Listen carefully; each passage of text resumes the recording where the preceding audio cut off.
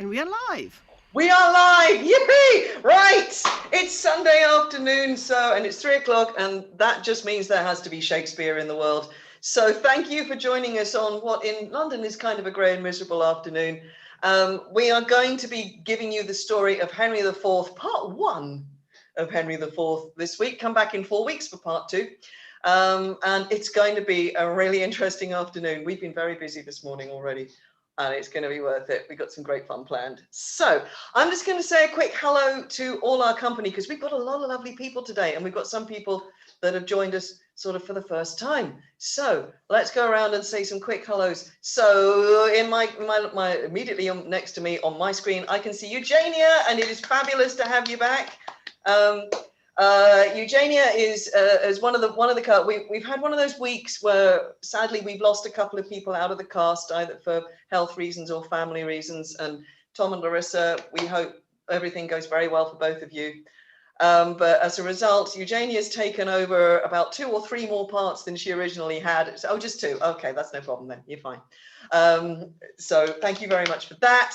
We've got Simon, who's back with us. Very great. It's the Earl of Westmoreland. Lovely to have you. And Tamara's back, still over there in Germany, but still fighting with us. Can't wait for that.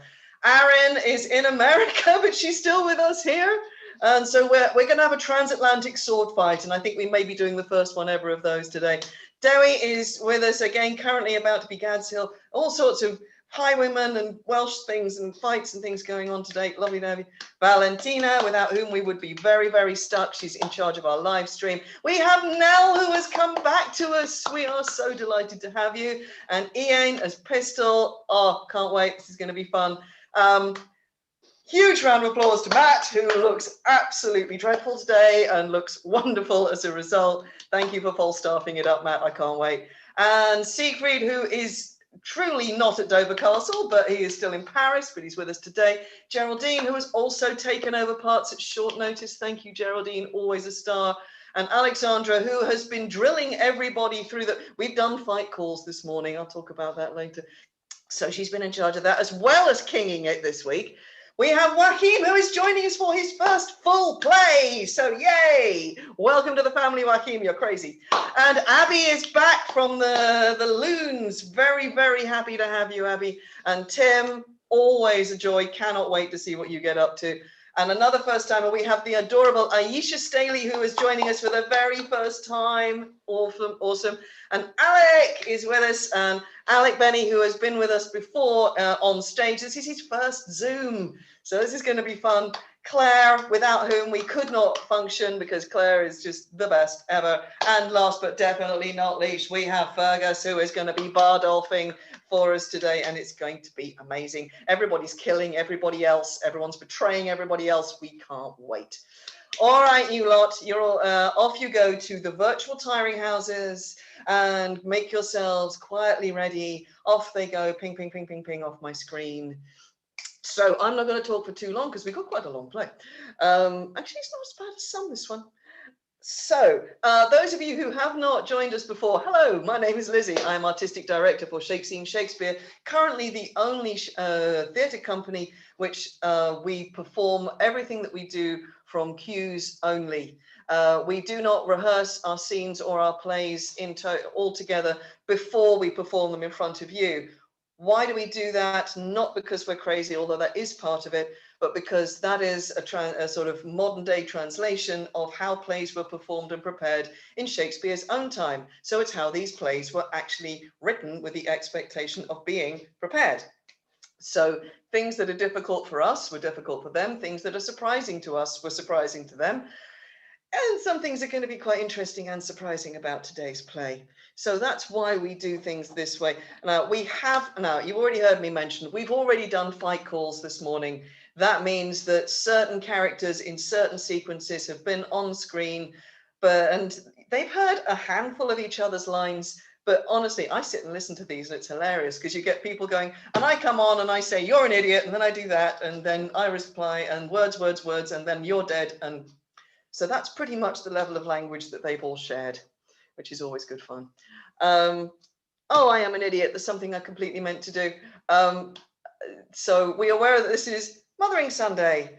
I did invite the cast to say a happy Mother's Day to their mothers if they would like to. I'm going to say it on their behalf because I've already sent them off to the tiring house. So if you're watching your son or daughter in this afternoon's performance, then happy Mother's Day to you. If my mum is still watching, happy Mother's Day, Mum. Really sorry I messed up about your flowers. You'll have them really soon. I did send her some, but they're arriving on the wrong day. So I hope you have a lovely day anyway, Mum. So anyway, apologies for doing that. Back to the spiel. So those of you watching on YouTube, you will see that our donations link is there as ever, which goes to Blueprint for All, the charity that was originally the Stephen Lawrence Foundation. So if you are able to, and we do not require it, it is not expected, it is very much appreciated. If you are able to put any money into our donations hat, then it builds up into a pot which is shared periodically between members of the company going through significant financial hardship. Yes, we know there's a lot of that around at the moment, so we totally understand if you cannot give us a donation, but if you can, thank you very much. If you can't, have a good time anyway. We're here doing this regardless. If you weren't watching, it'd be kind of pointless. I mean, it would still be fun for us, but you know, theatre is supposed to be watched. If you would like to communicate with us, then please please talk to me via our company Twitter, which is @Shakescenery. Yes, I know, I thought it was funny. @Shakescenery, so Shakescene and RY on the end. And I will be monitoring that and we do love to hear from you, things that you like, plays you'd like us to do, even stuff that you'd like us to change, whatever. Please do talk to us. We can't hear you. That's one thing about doing this kind of theatre. So that's fine. Please do get in touch with us if you are able. So without too much more ado, we're going to go into Henry IV, excitingly called Henry IV Part 1.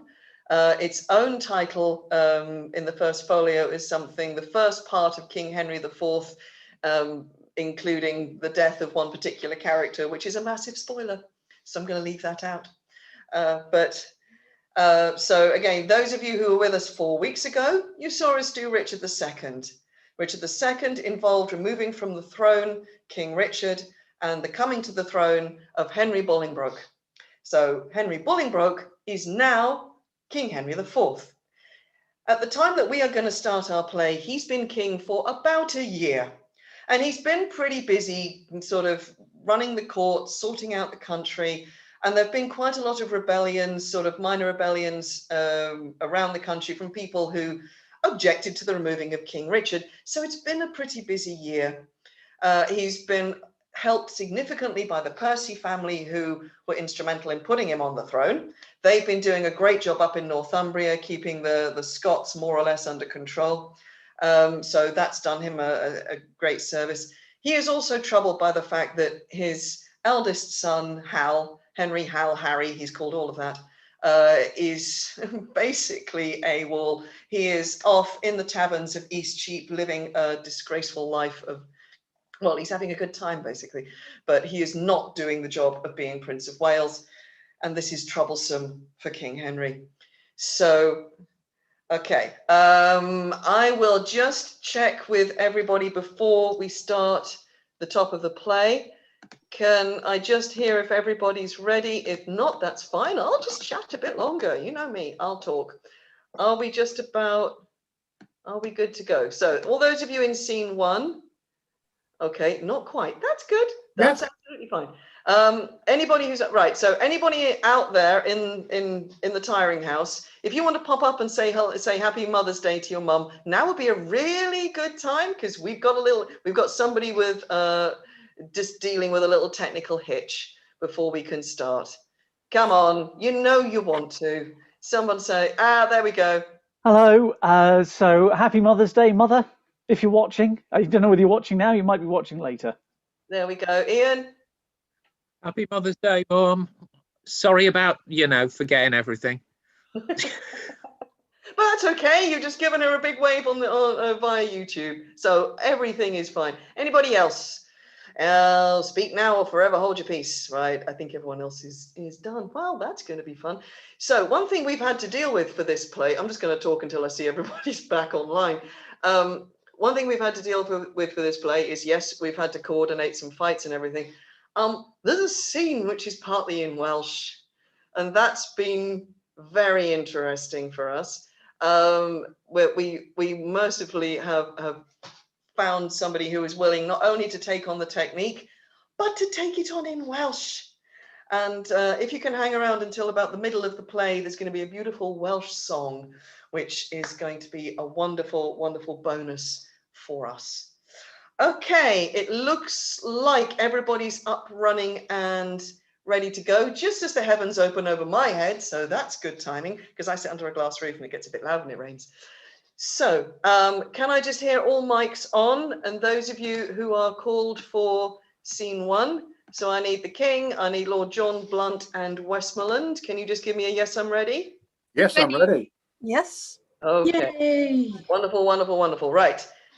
So we are going to the court of King Henry IV, and we'll begin part 1 of his story. We are having 2 intervals today, by the way, so you will see me pop up a couple of times and chat. Otherwise, enjoy. Let us go to the court of King Henry. See you all at the interval.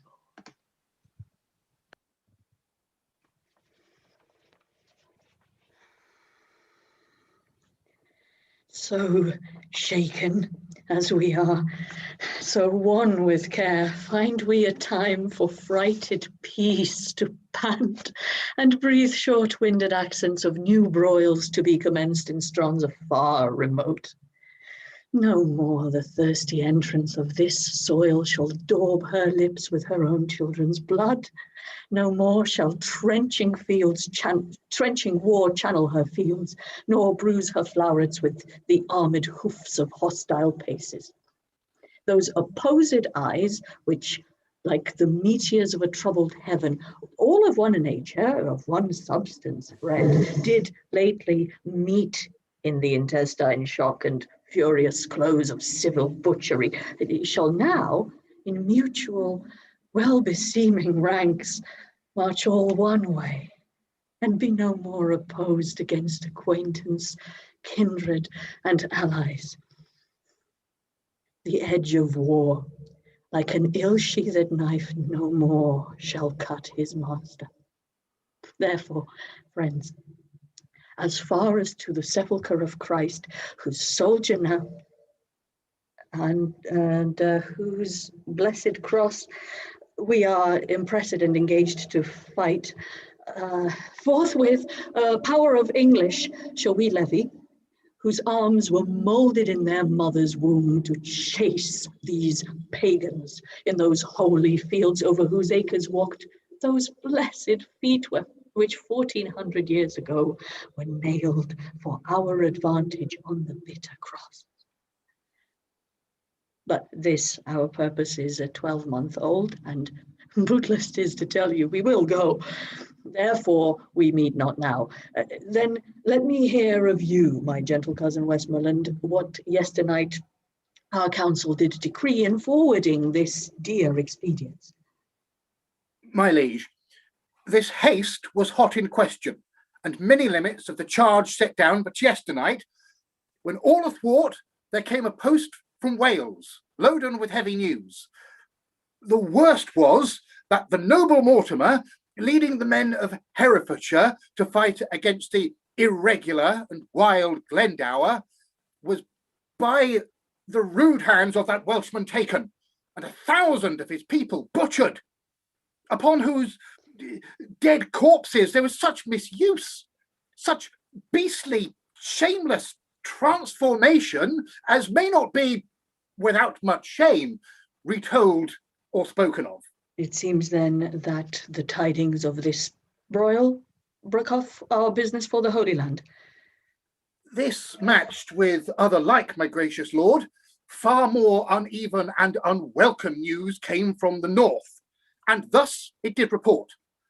On Holyrood Day, the gallant Hotspur there, young Harry Percy and brave Archibald, that ever valiant and approved Scot, at Hongdon met, where they did spend a sad and bloody hour as by discharge of their artillery. And shape of likelihood the news was brought, for he that told them, in the very heat and pride of their contention, did take horse, uncertain of the issue anyway.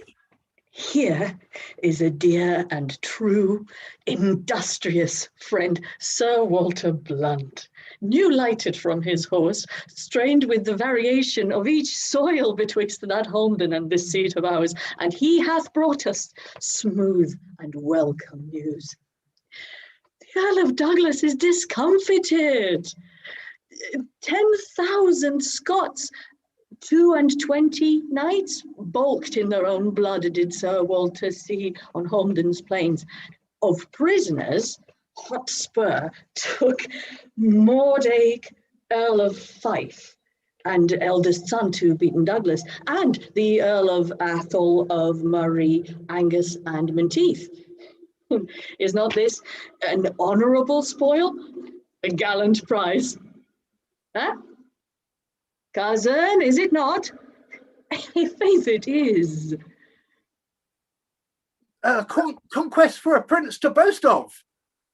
Yea, there thou makes me sad, and makes me sin in envy, that my Lord Northumberland should be the father of so blessed a son who is the theme of honour's tongue, amongst a grove the very straightest plant, who is sweet fortune's minion and her pride, whilst I, by looking on the praise of him, see riot and dishonour stain the brow of my young Harry.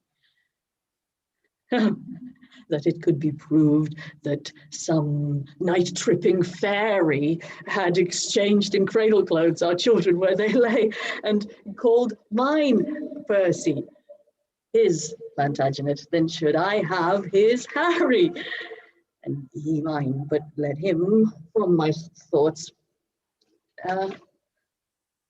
What think you, cause of this young Percy's pride?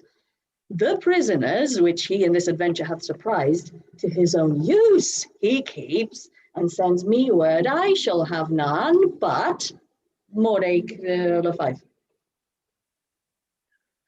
This is his uncle's teaching. This is Worcester, malevolent to you in all aspects, which makes him prune himself and bristle up the crest of youth against your dignity. But I have sent for him to answer this. And for this cause, a while we must neglect our holy purpose to Jerusalem.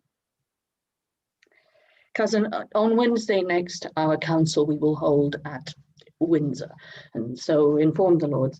But come yourself with speed to us again, for more is to be said and to be done than out of anger can be uttered. I will, my liege.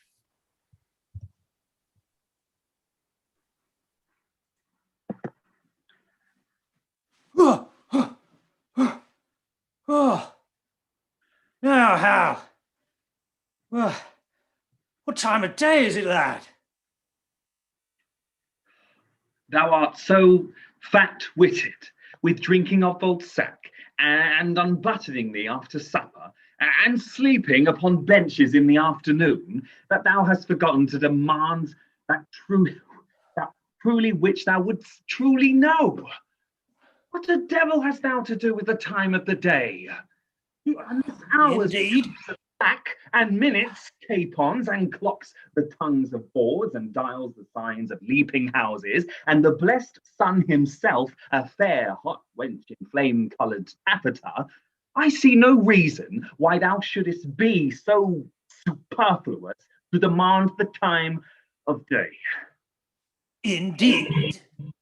You come near me now, Hal, for we that take purses go by the moon, and 7 stars, and not by Phoebus he, that wandering knight so fair. And I prithee, sweet wag, when thou art king, as God save thy grace, majesty, I should say, for grace thou wilt have none. What none?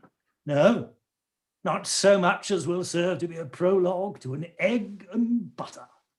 Well, how then? Come, roundly, roundly. Marry then, sweet wag, when thou art king, they're not ours that are squires of the night's body, be called thieves of the day's beauty. Let us be Diana's foresters, gentlemen of the shade, minions of the moon. And let men say we be men of good government, being governed as the sea by our noble and chaste mistress, the moon, under whose countenance we steal. Thou sayest well, and holds it well too. For the fortune of us that are the moon's men doth ebb and flow like the sea, being governed as the sea is by the moon, as for proof. Now a purse of gold most resolutely snatched on a Monday night, and most dissolutely spent on Tuesday morning, got with swearing, lay by, and spent with crying, bring in now as in low and ebb the foot of the ladder, and by, as in high as flow as the ridge of the gallows. Well, thou sayest true, lad. And is not my hostess of the tavern a most sweet wench? As is the honey, my old lad of the castle, and is not a buff jerkin a most sweet robe of durance? How now, mad wag? What in thy quips and quiddities? What a plague have I to do with a buff jerkin? Why, what a pox have I to do with my hostess of the tavern? Well, thou hast called her to a reckoning, many a time and oft. Did I ever call for thee to pay thy part? Well, no, I'll give thee thy due. Thou hast paid all there. Yea, and elsewhere, so far as my coin would stretch, and where would it not I have used my credit? Yea, and so used it, that were it here apparent that thou art heir apparent. Oh, but I prithee, sweet wag, shall there be gallows standing in England when thou art king? And resolution thus fobbed as it is with a rusty curb of old Father Antic the law, do not thou, when thou art a king, hang a thief? No, thou shalt. Shall I? Oh, rare! I'll be a brave judge. Thou judgest false already. I mean, thou shalt help the hanging of the thieves, and so become a rare hangman. Well, and in some sort it jumps with my humour, as well as waiting in the court, I can tell you. For the obtaining of suits? Yea, for obtaining of suits, where the hangman hath no lean wardrobe. I am as melancholy as a gib cat or a lugged bear. Or an old lion, or a lover's lute. Yea, or the drone of a Lincolnshire bagpipe. What sayest thou to a hare, or the melancholy of Moor Ditch? Oh, thou hast the most unsavoury smiles, and art indeed the most comparative rascalist, sweet young prince. But how? I prithee, trouble me no more with vanity. I would thou and I knew where a commodity of good names were to be bought. An old lord of the council rated me the other day in the street about you, sir, and I marked him not, and yet he talked very wisely. But I regarded him not, and yet he talked wisely, and in the street too. Thou didst well, for no man regards it. Oh, thou hast damnable iteration, and art indeed able to corrupt a saint. Thou hast done much harm unto me, Hal. God forgive thee for it. Now, before I knew thee, Hal, I knew nothing. And now I am, if a man should speak truly, little better than one of the wicked. I must give over this life, I will give it over. And I do not. I am a villain. Eh? I'll be damned for never a king's son in Christendom. Where shall we take a purse tomorrow, Jack? Ooh. Well, I will, glad. I'll make one, and I do not call me villain and baffle me. I see a good amendment of life in thee, from praying to purse-taking. Oh, why, Hal, it is my vocation, Hal. 'Tis no sin for a man to labour in his vocation. Now, shall we know if Gadshill have set a watch? Oh, if men were to be saved by merit, what hole in hell were hot enough for him? This is the most omnipotent villain that ever cried, "Stand to true man!" Good morrow, Ned. And morrow, sweet Hal. What says Monsieur Remorse? What says Sir John Sack and Sugar, Jack? How agrees the devil in thee about thy soul, that thou soldst him on Good Friday last for a cup of Madeira and a cold capon's leg? Sir John stands to his word. The devil shall have his bargain, for he was never yet a breaker of proverbs. He will give the devil his due. And art thou damned for keeping thy word with the devil? Else he had damned cousining the devil. But, my lads, tomorrow morning by 4 o'clock, early at Gadshill, there are pilgrims going to Canterbury with rich offerings, and traders riding to London with fat purses. I have visors for you all. You have horses for yourself. Gadshill lies tonight in Rochester. I have bespoke supper tomorrow in Eastcheap. We may do it as secure as sleep. If you will go, I will stuff your purses full of crowns. If you will not, tarry at home and be hanged. Hear ye, Edward. If I tarry at home and go not, I'll hang you for going. You will, chops. Wilt thou make one? Who? I? Rob? I a thief? Not I. There's neither honesty, manhood, nor good fellowship in thee. Nor thou camest not of the blood royal, if thou darest not stand for 10 shillings. Well, then, once in my days, I'll be a madcap. Ha! Why, that's well said. Well, come what will, I'll tarry at home. I'll be a traitor then, when thou art king.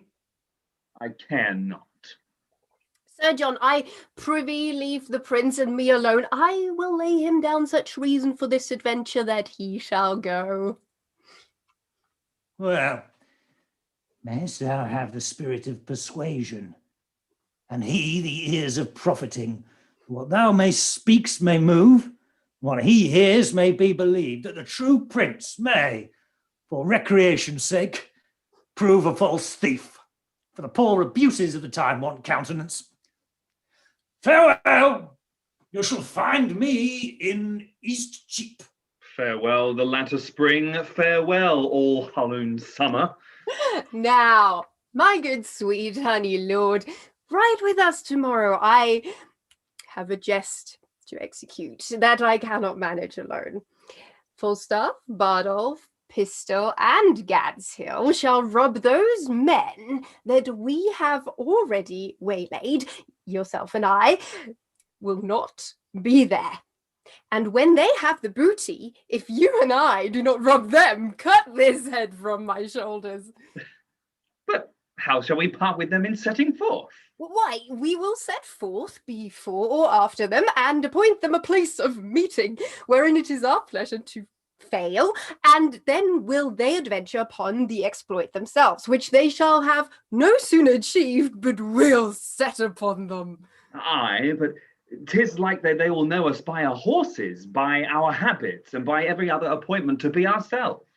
Our horses they shall not see. I'll tie them in the wood. Our visors we will change after we leave them. And Sirrah, I have cases of buckram for the nonce to mask our noted outward garments. But I doubt they'll be too hard for us. Well, for two of them, I know them to be as true-bred cowards as ever turned back. And for the third, if he fight longer than he sees reason, I'll forswear arms. The virtue of this jest will be the incomprehensible lies that this fat rogue will tell us when we meet at supper. How 30 at least he fought with, what wars, what blows, what extremities he endured. And in the reproof of this lies the jest. Well, I'll go with thee. Provide us all things necessary and meet me tomorrow night in East Cheap. There I'll sup. Farewell. Farewell, my lord.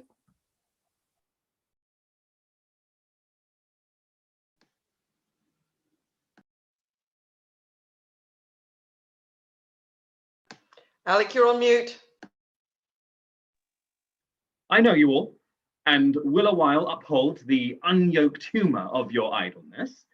Yet herein will I imitate the sun, who doth permit the base contagious clouds to smother up his beauty from the world. That when he please again to be himself, being wanted, he may be more wondered at, by breaking through the foul and ugly mists of vapours that he did seem to strangle him. If all the year were playing holidays, the sport would be as tedious as to work. But when they seldom come, they wished for come. And nothing pleaseth but rare accidents. So, when this loose behaviour I throw off and pay the debt I never promised, by how much better than my word I am? By so much shall I falsify men's hopes, and like bright metal on sullen ground, my reformation glittering o'er my thoughts. My shall shew more goodly and attract more eyes than that which hath no foil to set it off. I'll so offend to make offence a skill, redeeming time when men think least I will.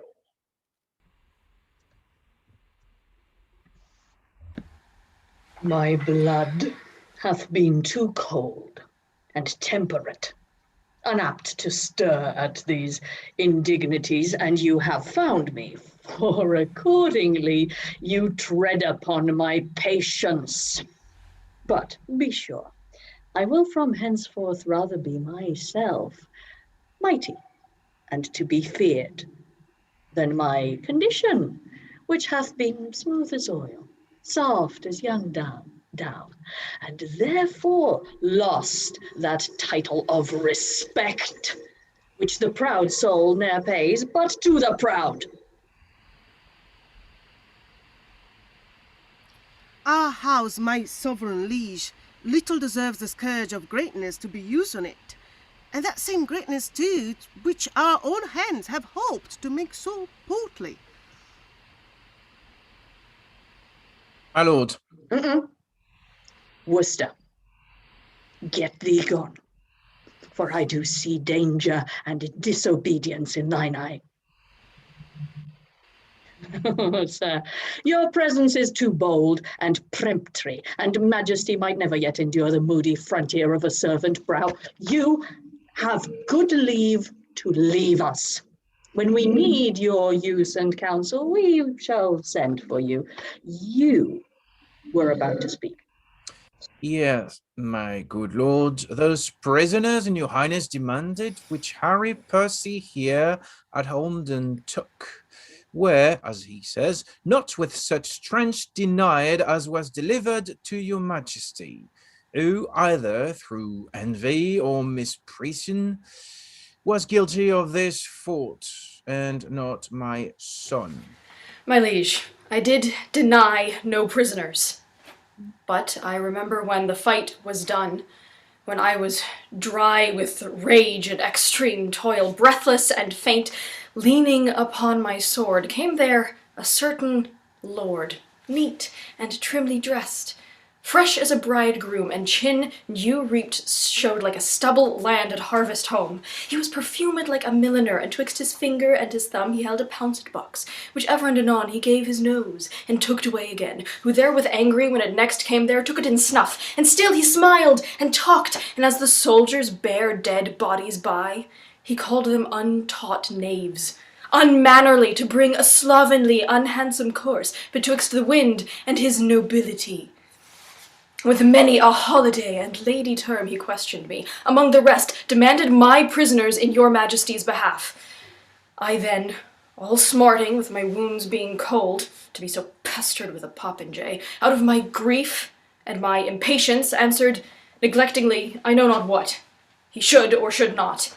For he made me mad to see him shine so brisk, and smell so sweet, and talk so like a waiting gentlewoman, of guns and drums, and wounds, God save the mark, and telling me the sovereignest thing on earth was Parmacity for an inward bruise, and that it was a great pity, so it was, that villainous saltpetre should be digged out of the bowels of the harmless earth, which many a good and tall fellow had destroyed so cowardly, and, but for these vile guns, he would himself have been a soldier.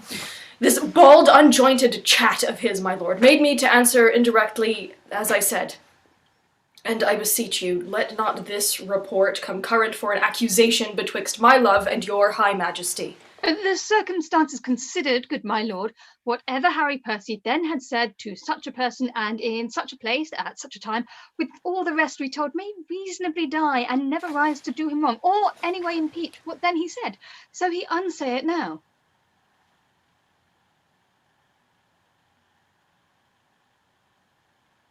Why yet he doth deny his prisoners, but with proviso and exception that we at our own charge shall ransom straight his brother-in-law, the foolish Mortimer, who in my soul hath wilfully betrayed the lives of those that he did lead to fight against the great magician, damned Glendower, whose daughter, as we hear, the Earl of March hath lately married.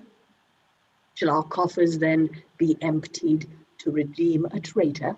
Oh, shall we buy treason and indent with fears when they have lost and forfeited themselves? No. On the barren mountains let him starve, for I shall never hold that man my friend, whose tongue shall ask me for 1 penny cost to ransom home revolted Mortimer. Revolted Mortimer! He never did fall off, my sovereign liege, but by the chance of war. To prove that true needs no more but 1 tongue. For all those wounds, those mouthed wounds, which valiantly he took, when on the gentle Severn's sedgy bank, in single opposition, hand to hand, he did confound the better part of an hour in changing hardiment with great Glendower.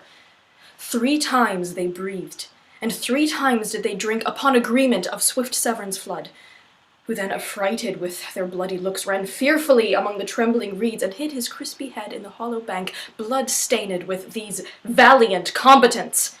Never did base and rotten policy colour her working with such deadly wounds, nor never could the noble Mortimer receive so many, and all willingly.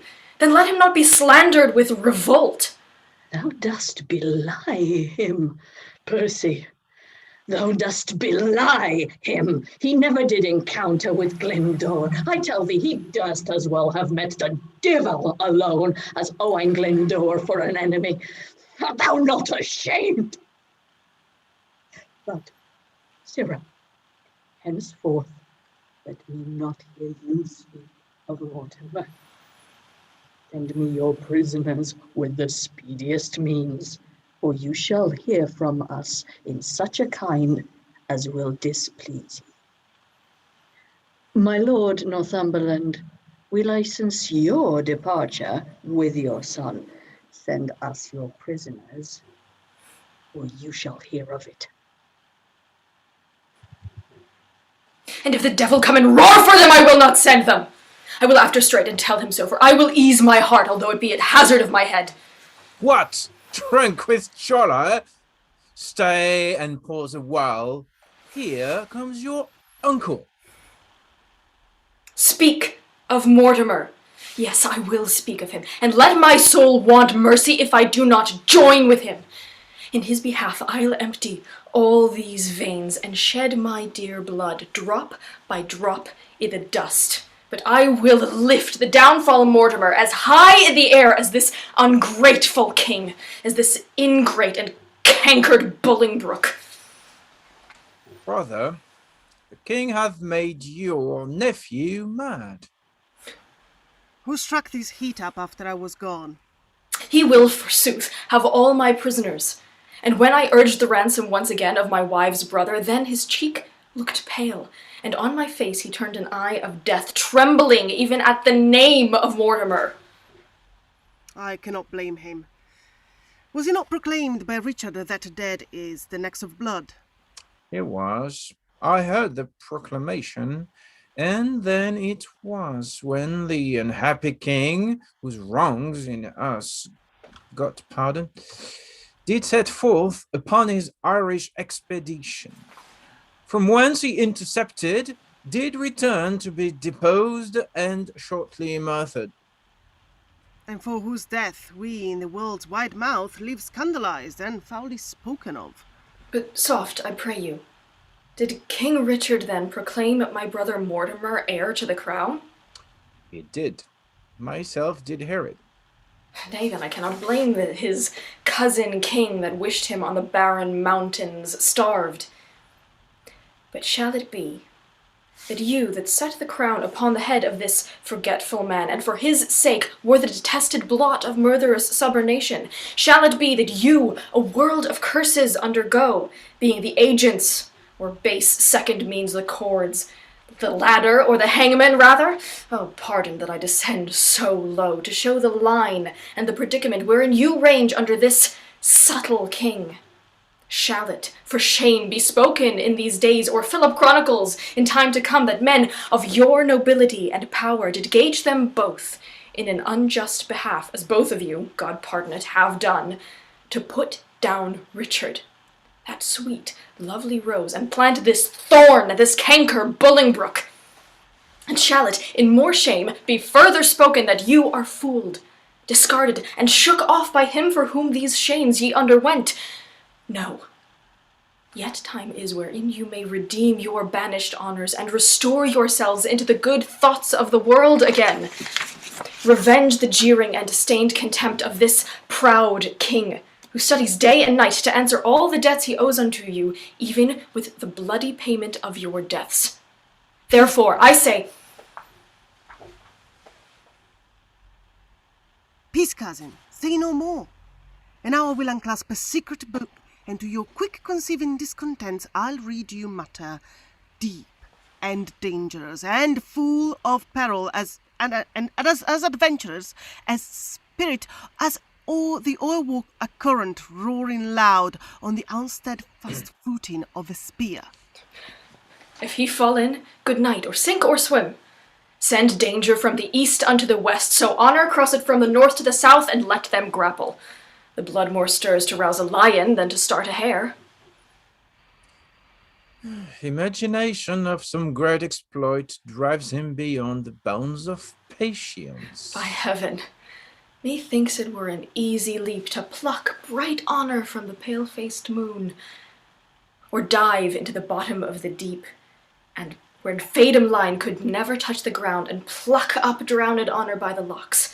So he that doth redeem her thence might wear without co-rival all her dignities, but out upon this half-faced fellowship. He apprehends a world of figures here, but not of the form of what he should attend. Good cousin, give me audience for a while, and list to me. I cry you mercy. Those same noble Scots that... I'll keep them all! By heaven, he shall not have a Scot of them. No, if a Scot would save his soul, he shall not. I'll keep them by this hand. You start away, and lend no ear unto my purposes. Those prisoners you shall keep. Nay, I will. That's flat. He said he would not ransom Mortimer, forbade my tongue to speak of Mortimer.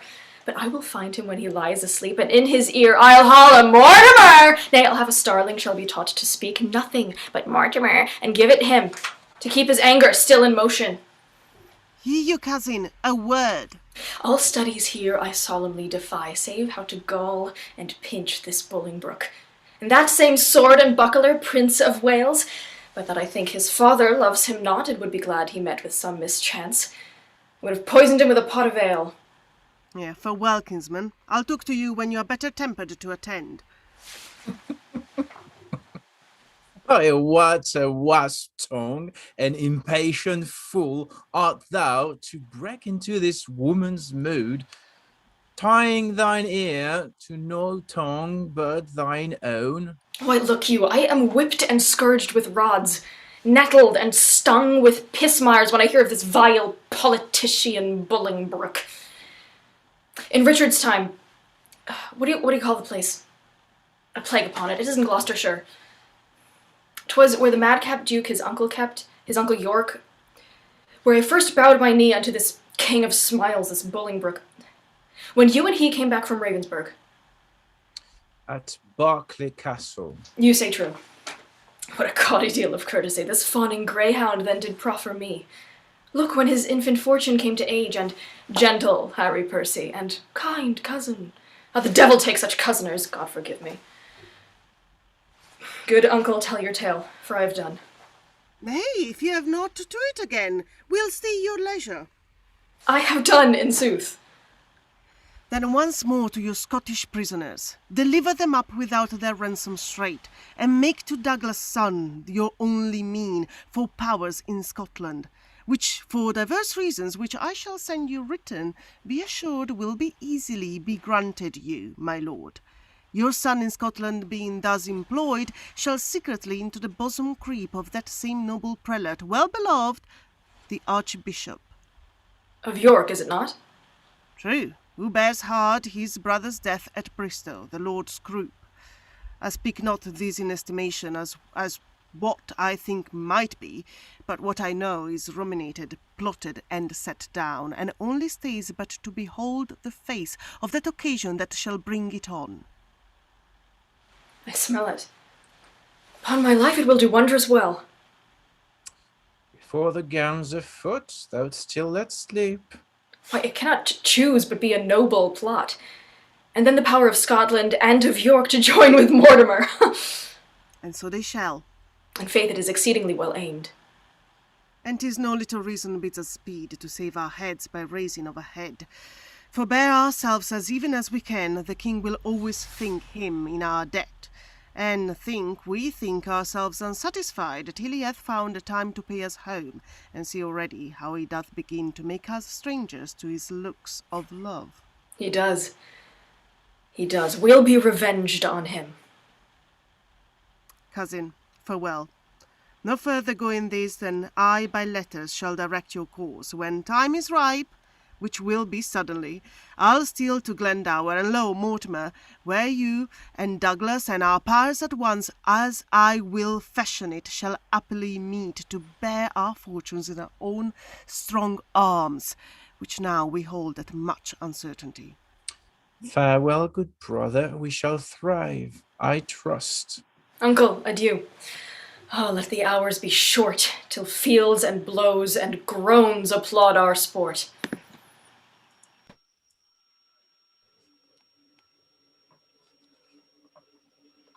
Ayo, and be not for by the day I'll be hanged. Charles Wayne is over the new chimney, and yet our horse not packed. What, ostler? And on. I prithee, Tom, beat cut saddle, put a few flocks in the point. The poor jade is wrung in the withers out of all cess. Peas and beans are as dank here as a dog. And this is the next way to give poor jades the bots. This house has turned upside down since Robin the ostler died. Poor fellow never joyed since the price of oats rose. It was the death of him. I think this is the most villainous house in London, all London Road for the fleas. I'm stinging like a tench. Like a tench? Aye, there was ne'er a king in Christendom could be better bit than I have been since the first cock. Why, you will allow us near a Jordan, and then we leak in your chimney, and your chimney line bleeds fleas like a loach. What, ostler? Come away. Come and be hanged. Come away. I have a gammon of bacon and 2 raisins of ginger to be delivered as far as Charing Cross. The turkeys in my pannier are quite stuffed. What, ostler? A plague on thee. Hast thou never an eye in the head? Canst not hear? And 'twere not as good a deed as drink to break a pate of thee. I am a very villain. Come and be hanged. Hast no faith in thee?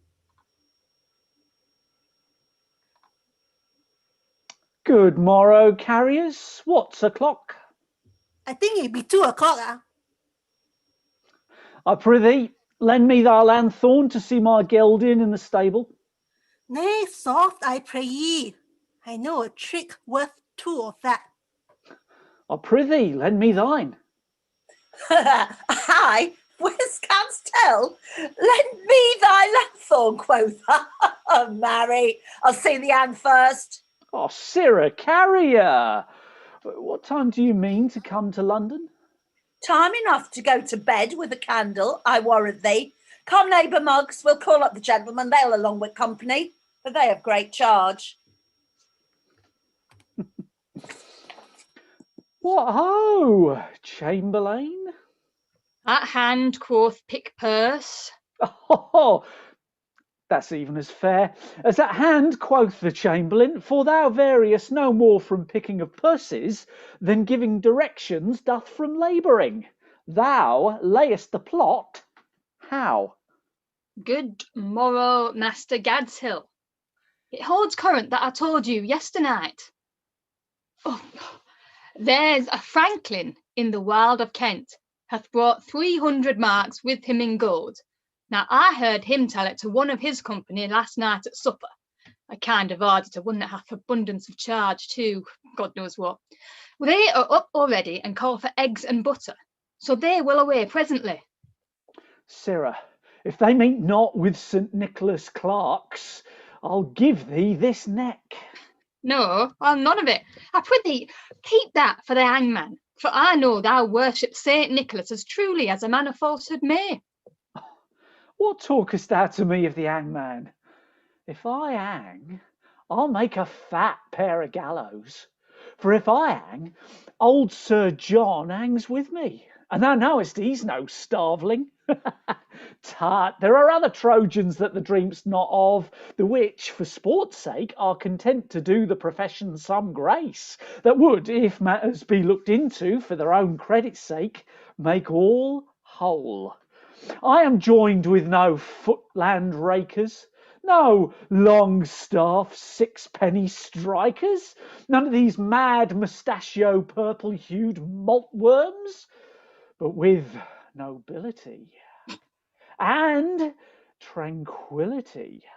Burgomasters and great wonders, such as can hold in, and such as will strike sooner than speak, and speak sooner than drink, and drink sooner than pray, and yet I lie, for they pray continually unto their saint the Commonwealth, or rather not to pray to her, but pray on her, for they ride up and down on her, and make her their boots. What, the Commonwealth their boots? And will she hold out water in foul way? She will. Justice hath liquored her. We steal as in a castle. Cocksure, we have the receipt of fern seed. We walk invisible. Nay, I think rather you are more beholding to the night than to the fern seed for your walking invisible. Give me thy hand. Thou shalt have a share in our purpose, as I am a true man. Nay, rather let me have it, as you are a false thief. Go to. Homo is a common name to all men. Bid the ostler bring the gelding out of the stable. Farewell, you muddy knave.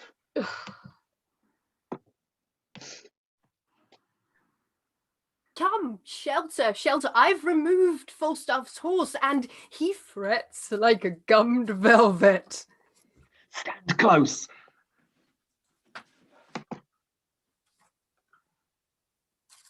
Poinz!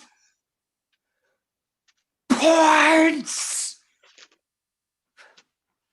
Be hanged, Poinz! Peace, ye fat-kidneyed rascal! What a brawling dost thou keep? What, Poinz? How? He has walked up to the top of the hill. I'll go seek him. I am accursed to rob in that thief's company. The rascal hath removed my horse and tied him I know not where. If I travel but 4 foot by the squire further afoot, I shall break my wind. Well, I doubt not but to die a fair death through all this, if I escape hanging for killing that rogue. I have forsworn his company hourly any time this 22 year, and yet I am bewitched with a rogue's company.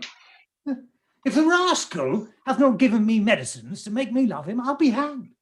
It could not be else. I have drunk medicines. Points! How? Plague upon you both. I'll starve ere I rob a foot further.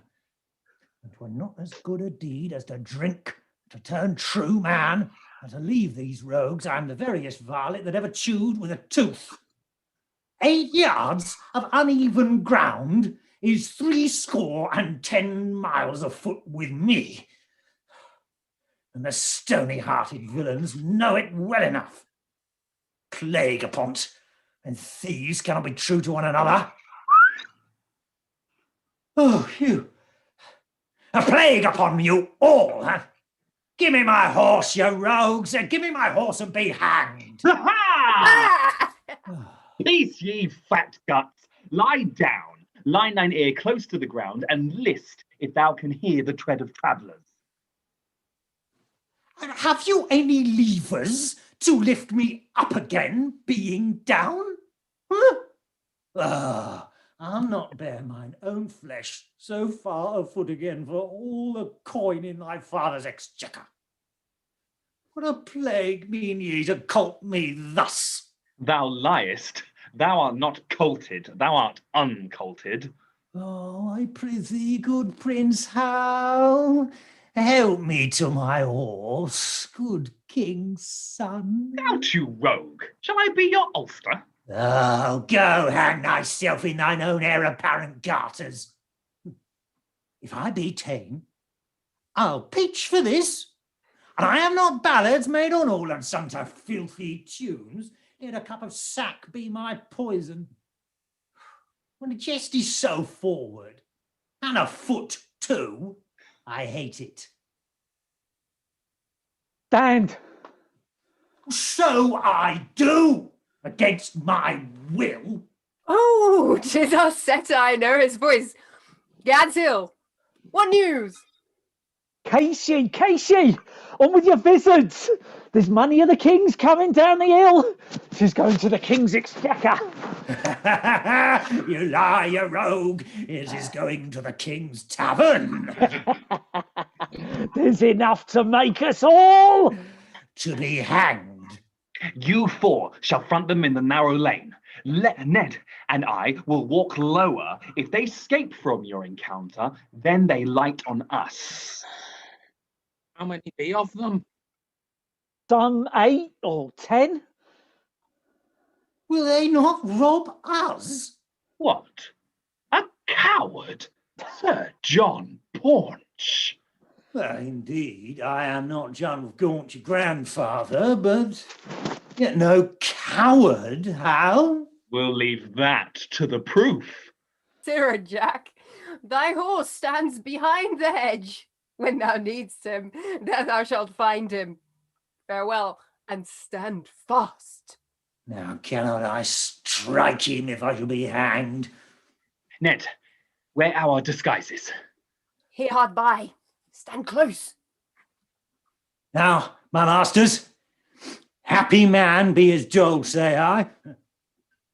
Every man to his business.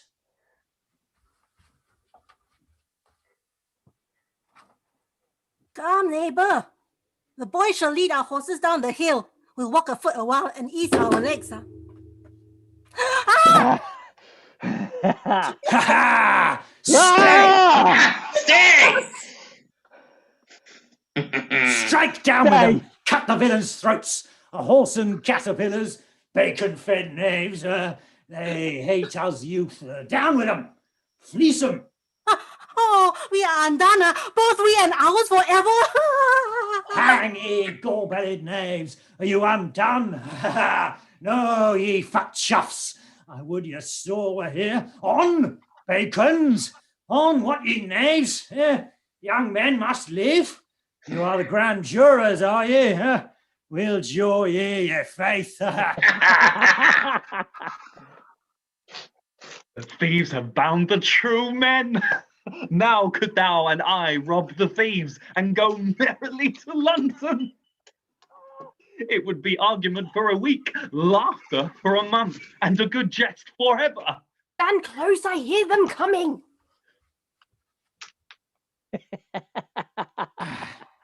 Come, our masters, Let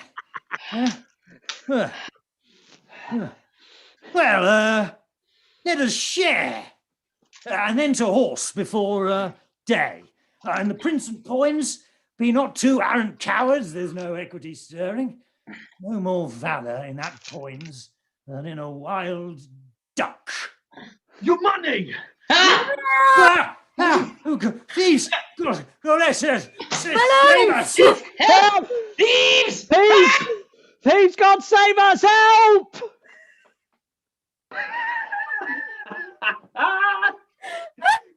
Got with much ease. Now, merrily to horse. The thieves are scattered and possessed with fear so strongly that they dare not meet each other. Each takes his fellow for an officer. Away, good men. Falstaff sweats to death, and the large that lean earth as he walks along. Were not for laughing, I should pity him. Oh, the rogue roared! Indeed.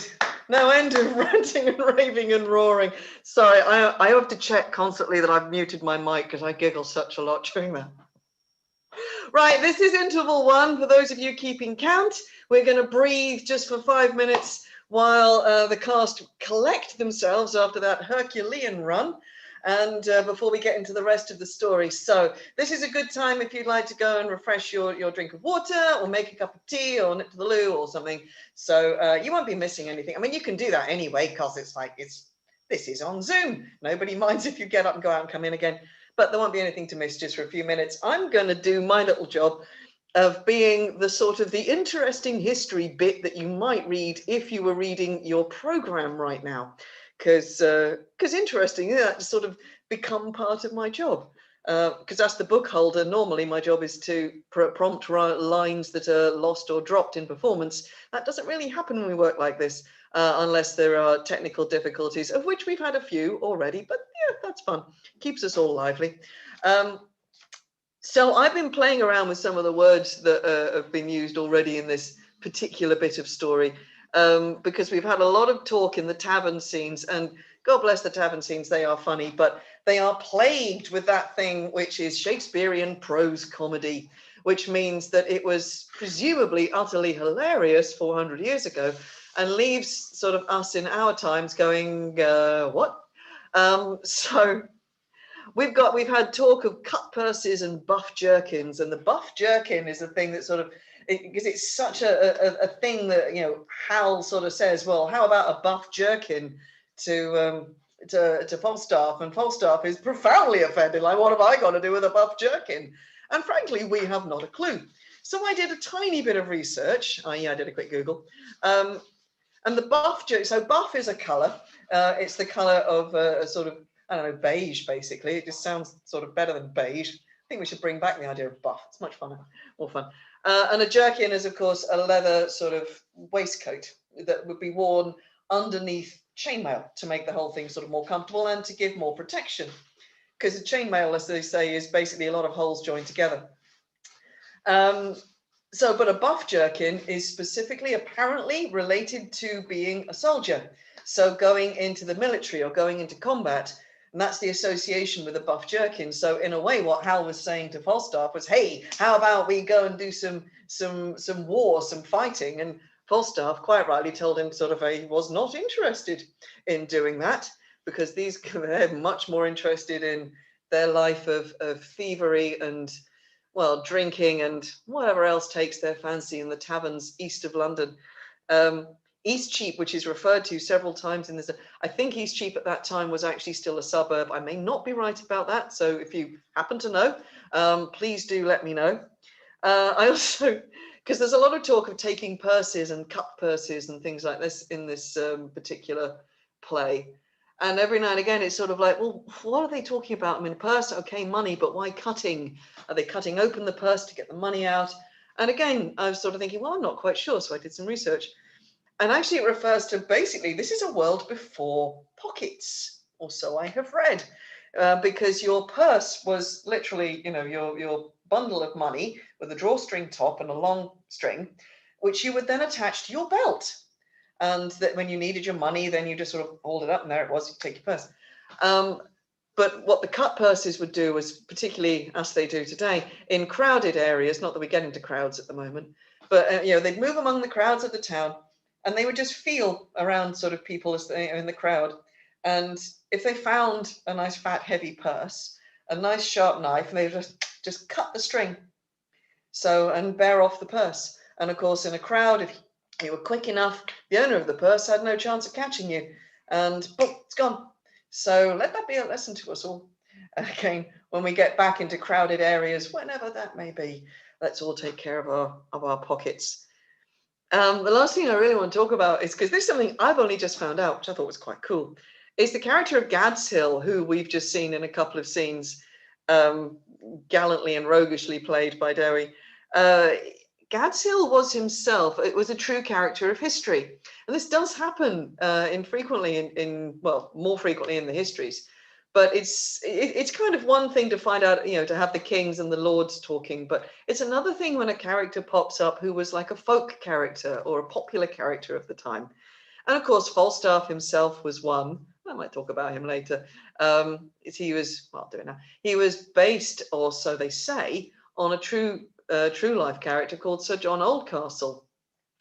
And apparently Oldcastle's family objected to his portrayal as this fat drunkard. And so the name was changed from Oldcastle to Falstaff. I'm never sure if I believe that story, because Oldcastle and Falstaff do not go to the same rhythm. And of course, we know Shakespeare writes, at least occasionally, in this play, not all the time, in everybody's favourite meter, iambic pentameter. And if you swap Oldcastle for Falstaff, it doesn't scan. So I like that as a story. I'm not sure if it's true, or if it is true, then I'm definitely missing something about him, unless he was Falstaffy, but that doesn't seem particularly likely. So Gadshill was actually a very notorious and highly successful highwayman of the period. And he haunted a particular stretch of road along Gad's Hill, which was one of the roads into and out of London, I believe into and out of sort of easternwards of London. Again, not quite sure if I'm right about that. But so, and he, as a result, pretty much down to his endeavours, this particular stretch of road became notorious for being unsafe for travellers. Although this is not his name, he became called after the place where he worked, basically. He took on the name of Gadshill, his location. So he's known as Gadshill, and he was basically a highwayman, a stand-in-deliver highwayman. So, and there he is making a sort of guest appearance in this particular play, which is just, I don't know, again, I think it's really nice when you get someone like that turns up, like a real person of the time who gets written into the story. I mean, yes, we need to have the kings, and we need to have the various other characters and the various lords that may or may not make sense to us, because we don't recognize the names so much. But again, at the time this play was first performed, then this was not so very far from living memory, and people would have remembered, there was the name, Lord Westmoreland was involved, and Blunt was involved. So these names need to be there because people remember them. which again is nice because you've kind of got this continuity going on. So this is recent history. For us, it's kind of slightly gotten lost, but we keep bringing it back because we keep bringing it back in the stories. Any roads up? I wasn't watching the clock, but I'm sure I've done about 5 minutes. So I think it's time to return to the world of Henry IV, still part the first. And right, the story so far. King Henry thought that things were going quite well, and then it turns out that he has trouble with the Percys. And trouble with the Percys is big trouble because the Percys are very powerful at this time. They were what known to history as overmighty subjects. They had so much power that they could actually raise or topple the king, because there's an imbalance of power in that respect. But as far as they're concerned, hey, look, Henry, we put you on the throne. You do what we want. You don't do what we want. Right, we've got another king. We'll tip you off the throne and put someone else up there. So while his son Hal is off being roguish and waggish and stealing things on Gadshill, yes, we're going to go back and see what happens after that. We have trouble with the Percys. So the Percy family have taken their grievance back to their own people, and they are putting together an army, basically a rebel army, who are going to come and later in the play take on the king. And we'll see how that works out when we get there. But we're going to go and see Hotspur, the feisty Hotspur, in his own castle, and see how the story is going with him and his family. By which I mean, on this occasion, we're going to meet his wife, which is going to be good fun, see what's going on there. So can I just hear from all those of you in the next scene? Could you pop your mics off and just say, yes, I'm ready? Ready. Ready. Ready. Brilliant.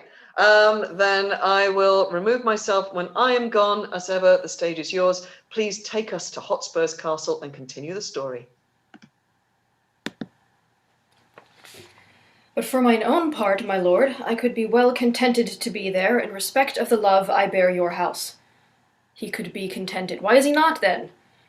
In respect of the love he bears our house. He shows in this he loves his own barn better than he loves our house. Let me see some more. The purpose you undertake is dangerous. Why, that's certain. 'Tis dangerous to take a cold, to sleep, to drink. But I tell you, my lord fool, out of this nettle danger we pluck this flower, safety. The purpose you undertake is dangerous, the friends you have named uncertain, the time itself unsorted, and your whole plot too light for the counterpoise of so great an opposition. Say you so? Say you so? I say unto you again, you are a shallow, cowardly hind, and you lie. What a lack brain is this? I protest, our plot is as good a plot as was ever laid. Our friend, true and constant, a good plot. Good friends, and full of expectation. An excellent plot. Very good friends. What a frosty-spirited rogue is this? Why, my Lord of York commends the plot, and the general course of the action. By this hand, if I were now by this rascal, I could brain him with his lady's fan. Is there not my father, my uncle, and myself? Lord Edmund Mortimer, my Lord of York, and Owen Glendower. Is there not besides the Douglas? Have I not all their letters to meet me in arms by the 9th of this month? And are they not some of them set forward already? What a pagan rascal is this, an infidel! Ha! You shall see now in very sincerity of fear and cold heart will he to the king, and lay open all our proceedings. Oh, I could divide myself and go to buffets for moving such a dish of skimmed milk with so honourable an action. Hang him! Let him tell the king we are prepared. I will set forwards tonight. How now, Kate? I must leave you within these 2 hours. Oh, my good lord, why are you thus alone? For what offence have I this fortnight been a banished woman from my Harry's bed? Tell me, sweet lord, what is that takes from thee thy stomach pleasure and thy golden sleep? Why dost thou bend thine eyes upon the earth? Oh, and start so often when thou sitt'st alone. Why hast thou lost the fresh blood in thy cheeks? And given my treasures and my rights of thee to thick-eyed musing and cursed melancholy. In my faint slumbers, I by thee have watched and heard thee murmur tales of iron wars. Speak terms of manage to thy bounding steed, cry courage to the field. And thou hast talked of sallies and retires, trenches, tents, of palisadoes, frontiers, parapets, of basilisks, of cannon, culverin, of prisoners' ransom, and of soldiers slain, and all of the current of a heady fight. Thy spirit within thee hath been so at war, and thus hath so bestirred thee in thy sleep, that beads of sweat have stood upon thy brow like bubbles in a late disturbed stream. And in thy face strange motions have appeared, such as we see when men restrain their breath on some great Sudane haste. Oh, what portents are these? Now, some heavy business hath my lord in hand, and I must know it. Else he loves me not. What ho! Is Gilliam's with the packet gone? He is, my lord, an hour gone. Hath Butler brought those horses from the sheriff? One horse, my lord, he brought even now. What horse? A roan, a crop ear, is it not? It is, my lord. That roan shall be my throne. Well, I will back him straight. Esperance. Bid Butler lead him forth into the park. But hear you, my lord. What say'st thou, my lady? What is it carries you away? Why, my horse, my love, my horse. Oh, out, you mad-headed ape! A weasel hath not such a deal of spleen as you are tossed with. In sooth, I'll know your business, Harry. That I will. I feel my brother Mortimer doth stir about his title, and hath sent for you to line his enterprise. But if you go... So far afoot, I shall be weary, love. Come, you Parakeeto, answer me directly unto this question that I shall ask. Indeed, I'll break thy little finger, Harry, if thou wilt not tell me true. Away, you trifler. Love, I love thee not. I care not for thee, Kate. This is no world to play with mammoths and to tilt with lips. We must have bloody noses and cracked crowns and pass them current too. God's me, my horse! What say'st thou, Kate? What wouldst thou have with me? Do ye not love me? Do you not indeed? Well, do not then. For since you love me not, I will not love myself. Do you not love me? Nay, tell me if thou speakst in jest or no. Come, wilt thou see me ride? And when I am a horseback, I will swear I love thee infinitely. But hark you, Kate, I must not have you henceforth question me whether I go, nor reason whereabout. Whether I must, I must, and to conclude this evening must I leave thee, gentle Kate. I know you wise, but yet no further wise than Harry Percy's wife. Constant you are, but yet a woman, and for secrecy no lady closer.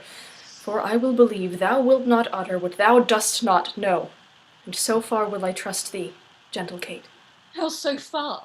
Not an inch further. But hark you, Kate.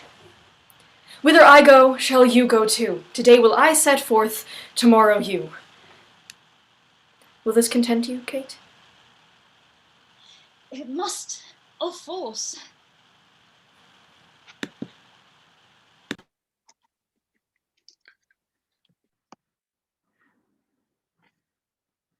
Ned, prithee, come out of that fat room and lend me thy hand to laugh a little. Where's been how? With 3 or 4 loggerheads amongst 3 or 4 hogsheads. I have sounded the very base string of humility.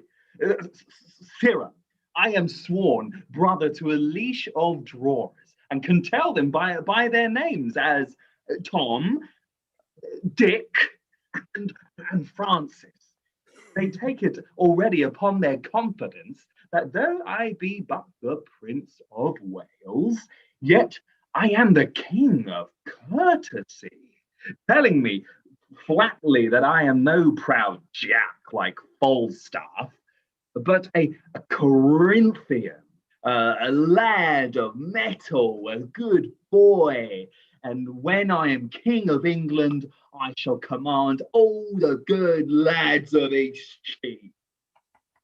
They call drinking double deep, dying scarlet. And when you breathe in your watering, then they cry hem and bid you play it off. To conclude, I am so good a proficient in 1/4 of an hour that I can drink with any tinker in his own language during my life. I tell thee, Ned, thou hast lost much honour that thou wert not with me in this action. But, sweet Ned, to sweeten which name of Ned, I giveth thee this pennyworth of sugar, clapped even now into my hand by an undersinker, which I never spake other than English in his life. Then 8 shillings and 6pence, and you are welcome with this shrill addition. Anon, sir, a score a pint of bastard in the half moon, or so. But, Ned, to drive away time till Falstaff come, I prithee, do stand thou in some by room, while I question my puny drawer, to what end he gave me the sugar, and do never leave calling Francis, that his tale to me may be nothing but anon. Besides, I'll show thee a precedent.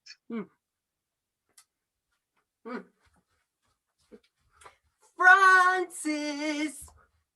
Thou art perfect.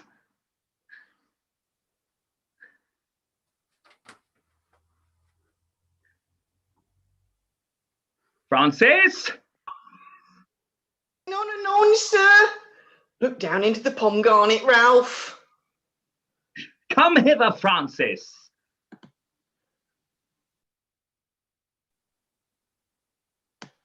Oh, my lord.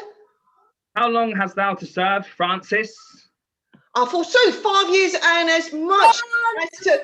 Anon, sir. Francis! 5 years? Fair lady, a long lease for the clinking of Peter. But Francis, darest thou be so valiant as to play the coward with thy inditure, and show it a fair pair of heels, and run from it? Oh, Lord, sir, I'll be sworn upon all the books of England I could find it in my heart. Francis! Anon, sir. How old art thou, Francis? Anon, sir. Oh, let me see. About Michaelmas, I shall... Francis! Anon, I pray you stay a little, my lord. Nay, but hark you, Francis. For the sugar thou gavest me, 'twas a pennyworth, 'twas not? Oh, Lord, sir, I would it have been too. I'll give thee for it £1,000. Ask me when thou wilt, and thou shalt have it. Francis!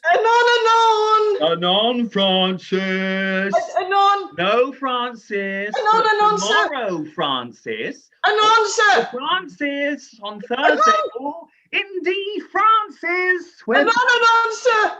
But Francis! My lord! Francis! Anon, sir! Away, you rogue! Dost thou hear them call? Francis! Francis! Francis! What? Francis! Stands thou still and hear such a calling? Look to the guests within. My lord? Oh, Sir John, with half a dozen more, are at the door. Shall I let them in? Let them alone a while, and then open the door. Poinz, Anon, sir. Sarah, Falstaff, and the rest of the thieves are at the door. Shall we be merry? As merry as crickets, my lad. But hark ye, what cunning match have you made this jest of the drawer? Come, what's the issue? I am now of all humours that they have shown themselves humours since the old days of Goodman Adam, and to the pupil age of this present 12 o'clock at midnight. What's o'clock, Francis? Anon, sir. That ever this fellow should have fewer words than a parrot, and yet the son of a woman. His industry is upstairs and downstairs, his eloquence the parcel of a reckoning. Oh, I am not yet of Percy's mind, the hotspur of the north, that he kills me with some 6 or 7 dozen Scots at breakfast, washes his hands, and says to his wife, "Fie upon this quiet life, I want work." "Oh, my sweet Harry," says she, "how many hast thou killed today?" "Give my roan horse a drench," says he, and answers some 14 an hour after. A trifle, a trifle. I prithee, call in Falstaff. I'll play Percy, and that damn brawn shall play Dame Mortimer, his wife. Rivo says the drunkard. Call in Ribs, call in Tallow.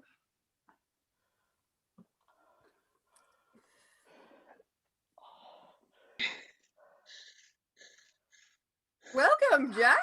Where hast thou been? A plague of all cowards, I say. And a vengeance too. Marry and amen. Give me a cup of sack, boy. Ere I lead this life long, I sow neither stocks and mend them too. Ah, plague of all cowards. Now give me a cup of sack, rogue. Is there no virtue extant? Didst thou never see Titan kiss a dish of butter? Pitiful hearted Titan that melted at the sweet tail of the sun. If thou didst, then behold that compound. You rogue. A lime in this sack too. Ah, there's nothing but roguery to be found in villainous man. A coward is worse than a cup of sack with lime. Villainous coward! Go thy ways, old Jack. Die when thou wilt. If manhood, good manhood, be not forgotten upon the face of the earth, then I am a shodden herring. Yeah, there lives not 3 good men unhanged in England. One of them is fat and grows old. God help the while. Bad world, I say. I would I were a weaver. I could sing all manner of songs. Plague of all cowards, I say still. How now, Woolsack? What mutter you? A king's son? If I do not beat thee out of the kingdom with a dagger of lathe and drive all thy subjects before thee like a flock of wild geese, I'll never wear hair on my face more. Now, you, Prince of Wales? Why, you hoarse and round man, what's the matter? You're not a coward? Answer me to that, and Poinz there. Ye fat paunch, and ye call me coward. I'll stamp thee. I call thee coward? I'll see thee damned ere I call thee coward. But I would give £1,000 I could run as fast as thou canst. You are straight enough in the shoulders now. You care not who sees your back. I'll call you that, backing of your friends.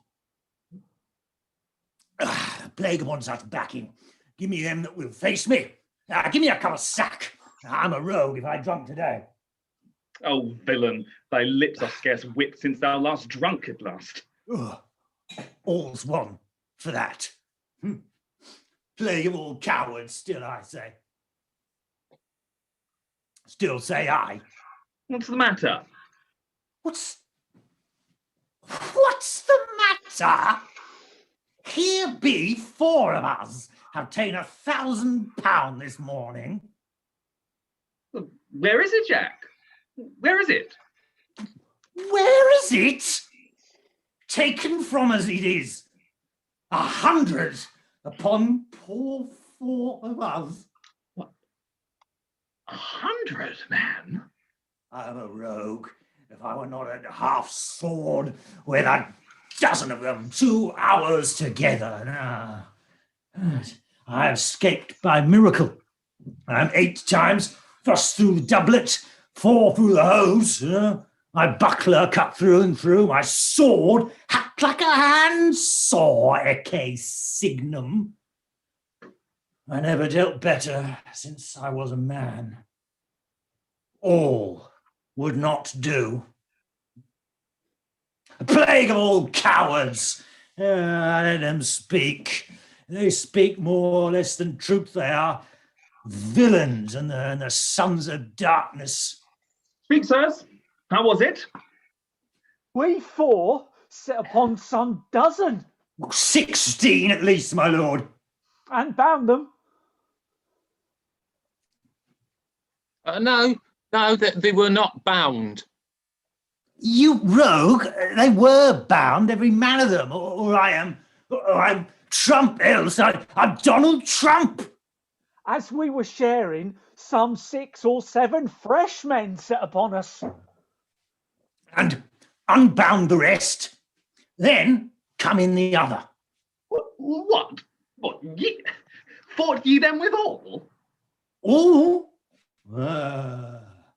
I know not what ye call all, but if I fought not with 50 of them, I am a bunch of radish. If there were not 2 or 3 and 50 upon poor old Jack, then I am no 2-legged creature. Pray heaven you haven't murdered some of them. Nay, that's past praying for. I have peppered 2 of them. 2 I am sure I have paid. 2 rogues in buckram suits. Tell you what, Hal. If I tell thee a lie, spit in my face, call me horse. Thou knowest my old word.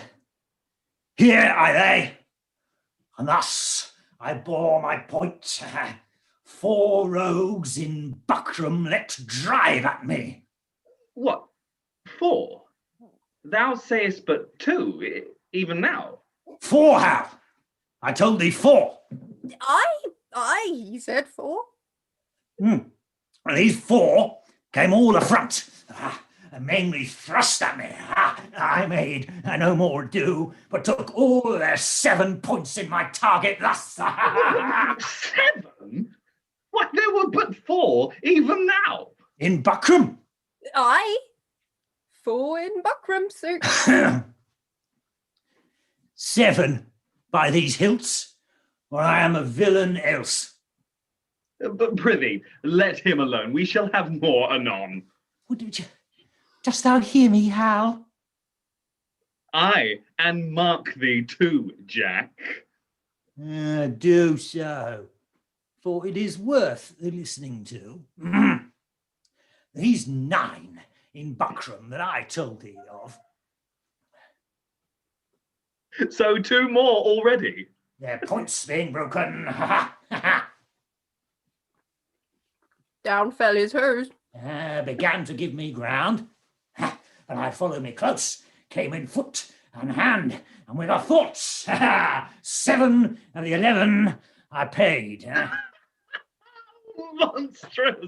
11 buckram men grown out of 10. But as the devil would have it, 3 misbegotten knaves in Kendal Green came on my back and let drive at me for It was so dark, Hal, that thou couldst not see thy hand. These lies are like the father that begets them, gross as a mountain, open, palpable. Why, thou claim-burn gut, thou knotty-pated fool, thou coarse and obscene greasy tallow catch. What? Art thou mad? Art thou mad? Is not the truth the truth? Why, how couldst thou know these men in Kendall Green, when it was so dark thou could not see thy hand? Come, tell us your reason. What sayest thou to this? Come, your reason, Jack. Your reason. What, upon compulsion? No, were I at the Strapada or all the racks in the world, I would not tell you on compulsion. Give you a reason on compulsion? If reasons were as plenty as blackberries, I would give no man a reason upon compulsion, I'll be no longer guilty of this sin. This sanguine coward, this bed presser, this horseback breaker, this huge hill of flesh. Away, you starveling, you elf-skin, you dried's neat's tongue, bull's pizzle, you stockfish. Oh, for breath to utter. What is like thee, you tailor's yard, you sheath, you bowcase, you vile standing tuck? Well, breathe a while, and then to it again. And when thou hast tired thyself in base comparisons, hear me speak but thus. Mark, Jack. We too saw you four set on four and bound them, and were masters of their wealth. Mark now how a plain tale shall you put down. Then did we too set on you four, with a word outfaced you from your prize, and have it, yea, and can show it you in the house. And Falstaff, you carried your guts away as nimbly, with as quick dexterity, and roared for mercy, and still ran and roared as ever I heard bull calf. What a slave art thou, to hack thy sword as thou hadst done, and then say it was in a fight. What trick? What device? What starting hole canst thou now find out to hide thee from this open and apparent shame? Let's hear it, Jack. What trick hast thou now?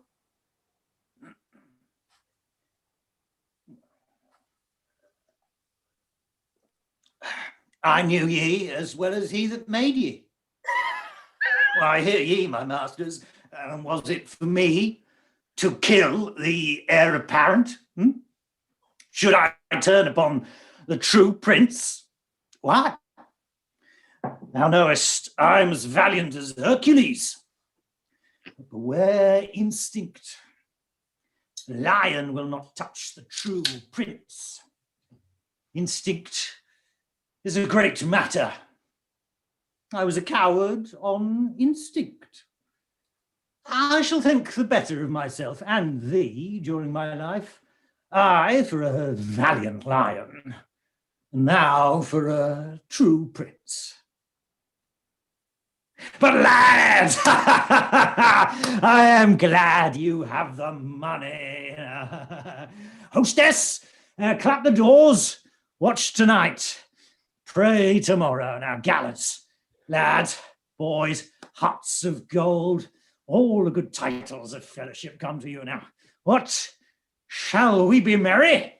Shall we have a play extempore?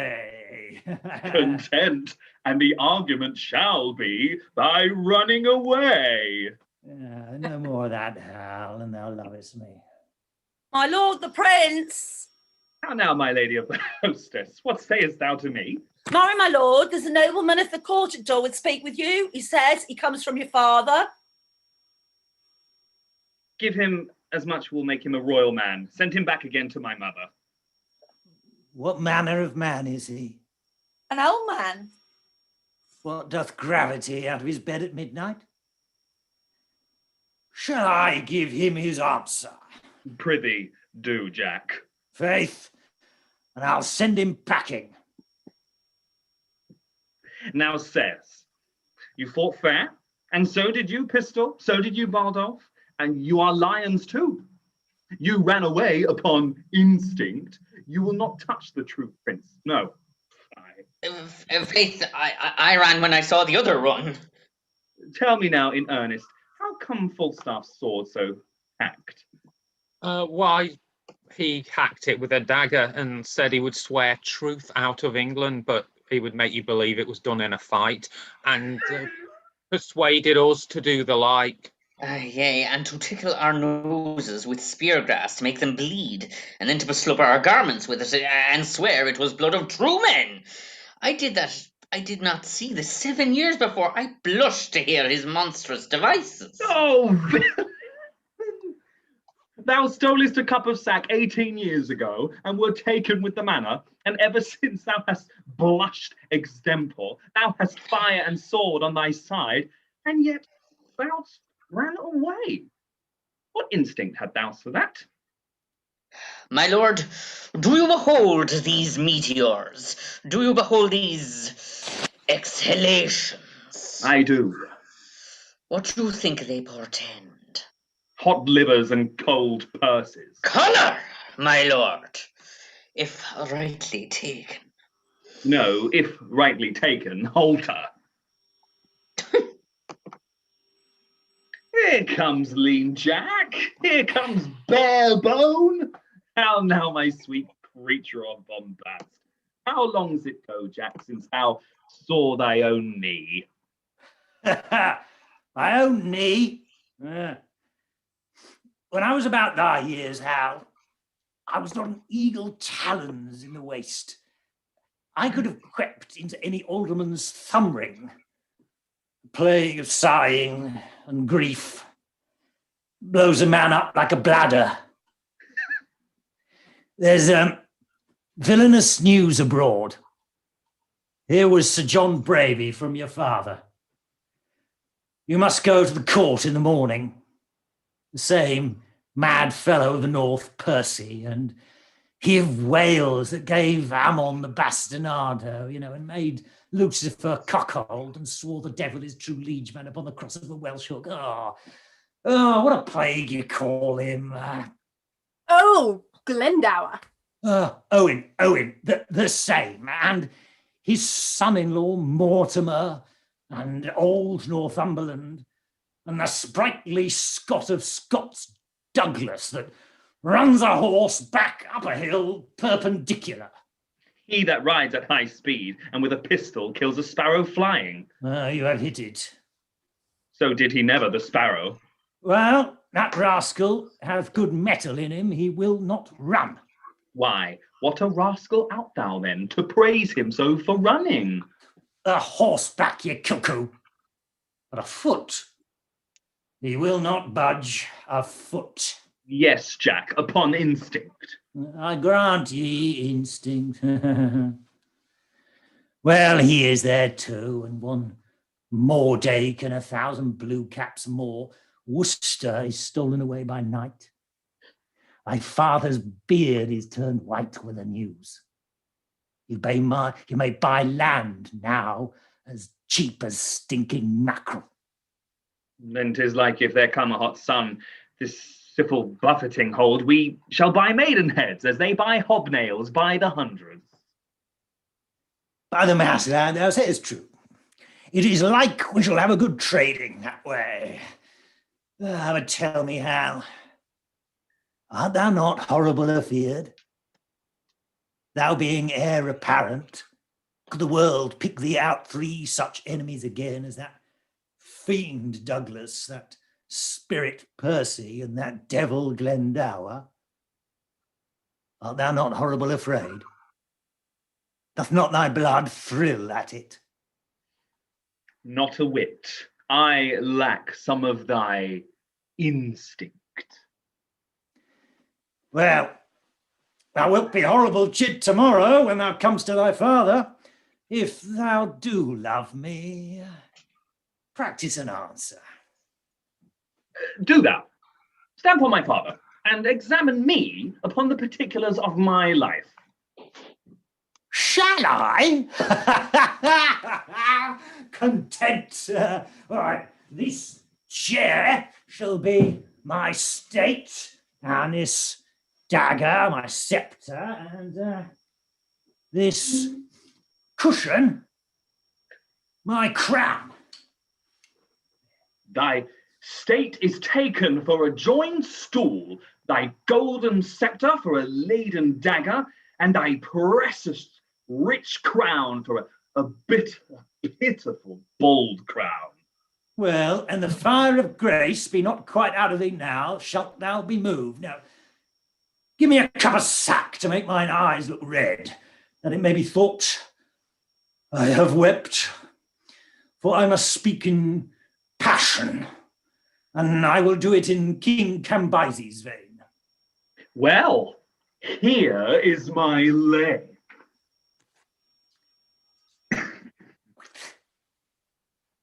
And here is my speech. Stand aside, nobility. Excellent sportive faith. Weep not, sweet queen, for trickling tears are vain. Oh, the father, how he holds his countenance. For God's sake, lords, convey my trustful queen, for tears do stop the floodgates of her eyes. Oh, Ray, doth it as one of these harlotry players as ever I see. Peace, good pint pot, peace, good tickle brain. Now, Harry, I do not only marvel where thou spendst thy time, but also how thou art accompanied. For although the chamomile, the more it is trodden, the faster it grows, yet youth, the more it is wasted, the sooner it wears. Thou art my son. I have partly thy mother's word, partly my opinion, but chiefly a villainous trick of thine eye and a foolish hanging of thy nether lip that doth warrant me. If then thou be son to me, here lieth the point. Well, being son to me, why, being son to me, art thou so pointed at? Shall the blessed Son of heaven prove a mitcher and eat blackberries? A question not to be asked. Shall the Son of England prove a thief and take purses? A question to be asked. Now, there is a thing, Harry, which thou hast oft heard of, and it is known to many in our land by the name of pitch. This pitch, as ancient writers do report, doth defile. So doth the company thou keepest. For Harry, now I do not speak to thee in drink, but in tears, not in pleasure, but in passion, not in words only, but in woes also. And yet, there is a virtuous man, whom I have often noted in thy company, but I know not his name. What manner of man, and it like your majesty?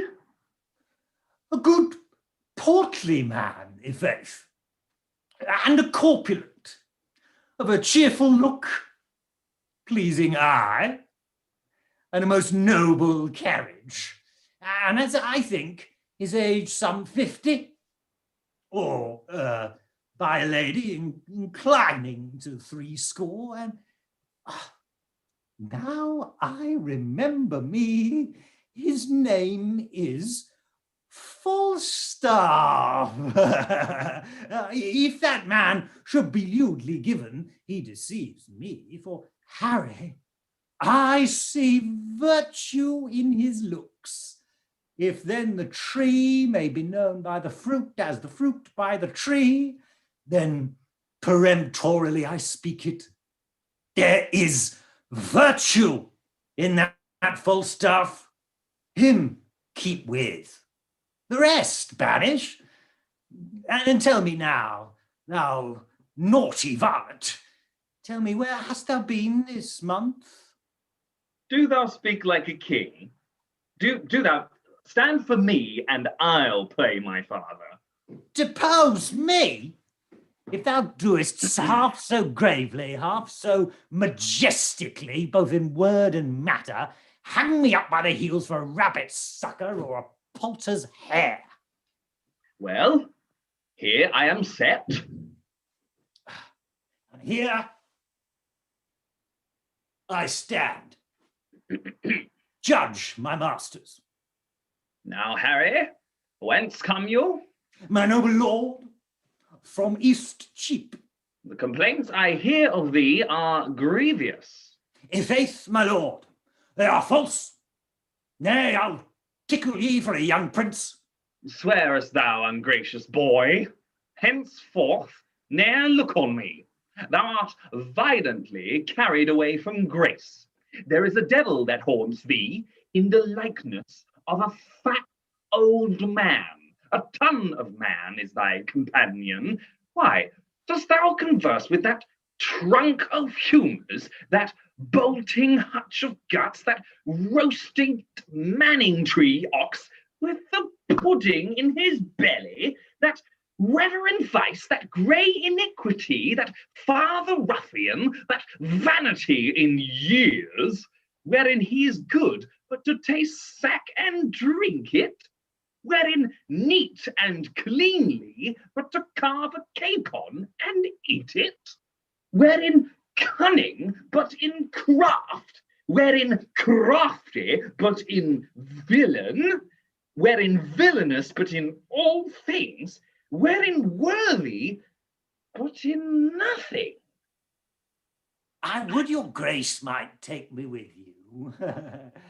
Who means your grace? That villainous, abominable misleader of youth, Falstaff, that old white bearded Sathan.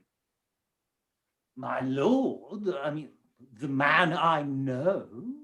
I know thou dost. But to say I know more harm in him than in myself were to say more than I know.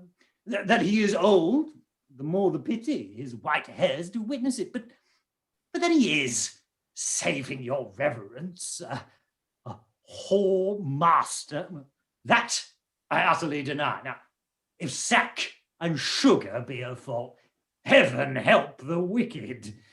If to be old and merry be a sin, then many an old host that I know is damned. If to be fat be to be hated, then Pharaoh's lean king kine are to be loved. No, my good lord, banish Pistoll, banish Bardolf, banish Poinz. But for sweet Jack Falstaff, kind Jack Falstaff, true Jack Falstaff, valiant Jack Falstaff, and therefore more valiant, being as he is old Jack Falstaff. Banish not him thy Harry's company. Banish not him thy Harry's company. Banish plump Jack. Banish all the world. I do. I will. Oh, my lord! My lord, the sheriff, with a most monstrous watch, is at the door. Out, you rogue, and play out the play. I have much to say in the behalf of that Falstaff. Oh, my lord, my lord! My lord! Hey, the devil rise upon a fiddlestick. What's the matter? The sheriff and all the watch are at the door. They have come to search the house. Shall I let them in? Just out here, how? Never call a true piece of gold a counterfeit. That thou art essentially made without seeming so. Thou art a natural coward without instinct. I deny your major. If you will deny the sheriff, so. If not, let him enter. If I become not a cart as well as another man, plague upon my bringing up. I hope I shall as soon be strangled with a halter as another. Go. Hide thee behind the arras. The rest walk up above. Now, my masters, for a true face and a good conscience. Both of which I have had, but their date is out, and therefore I'll hide me. Call in the sheriff.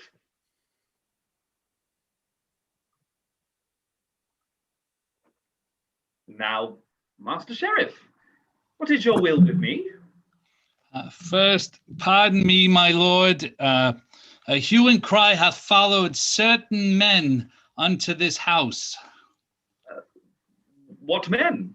Well, one of them is well known, my gracious lord. A gross fat man. As fat as butter. Yeah. The man, I do assure you, is not here. For I myself at this time have employed him, and, Sheriff, I will engage my word to thee that I will by tomorrow dinner time send him to answer thee, or any man, for anything he shall be charged withal. And so, let me entreat you, leave the house. I will, my lord. There are two gentlemen have in this robbery lost 300 marks. It may be so. If he had robbed these men, he shall be answerable. And so, farewell. Good night, my lord. I think it is good morrow, is it not? Indeed, my lord, I think it be 2 o'clock.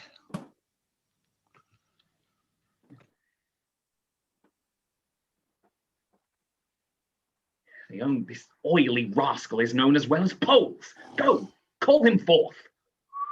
Falstaff, fast asleep behind the arras and snoring like an horse. Hark, how hard he fetches breath. Search his pockets.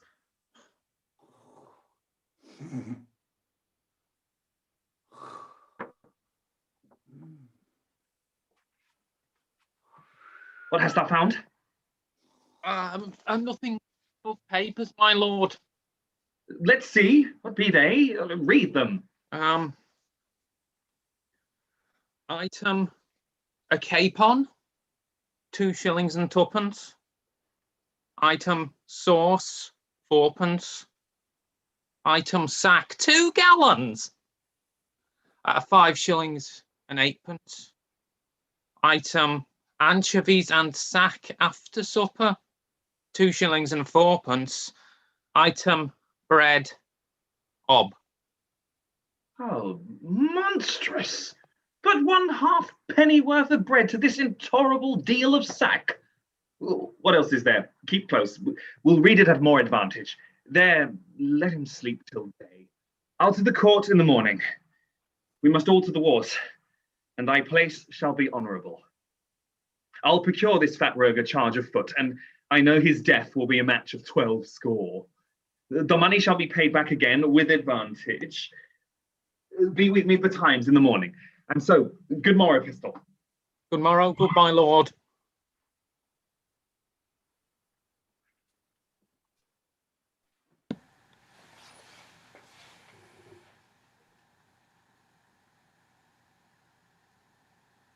These promises are fair, the parties sure, and our induction full of prosperous hope.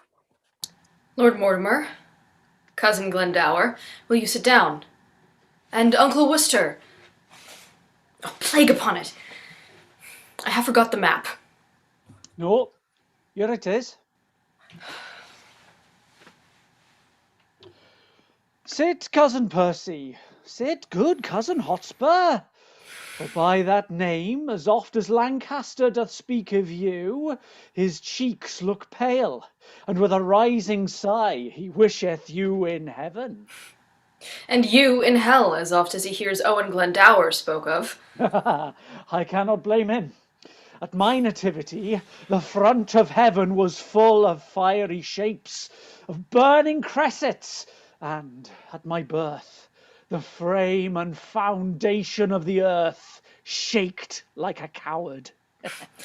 Why, so it would have done at the same season if your mother's cat had but kittened, though yourself had never been born.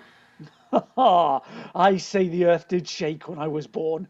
And I say the earth was not of my mind, if you suppose, as fearing you, it shook.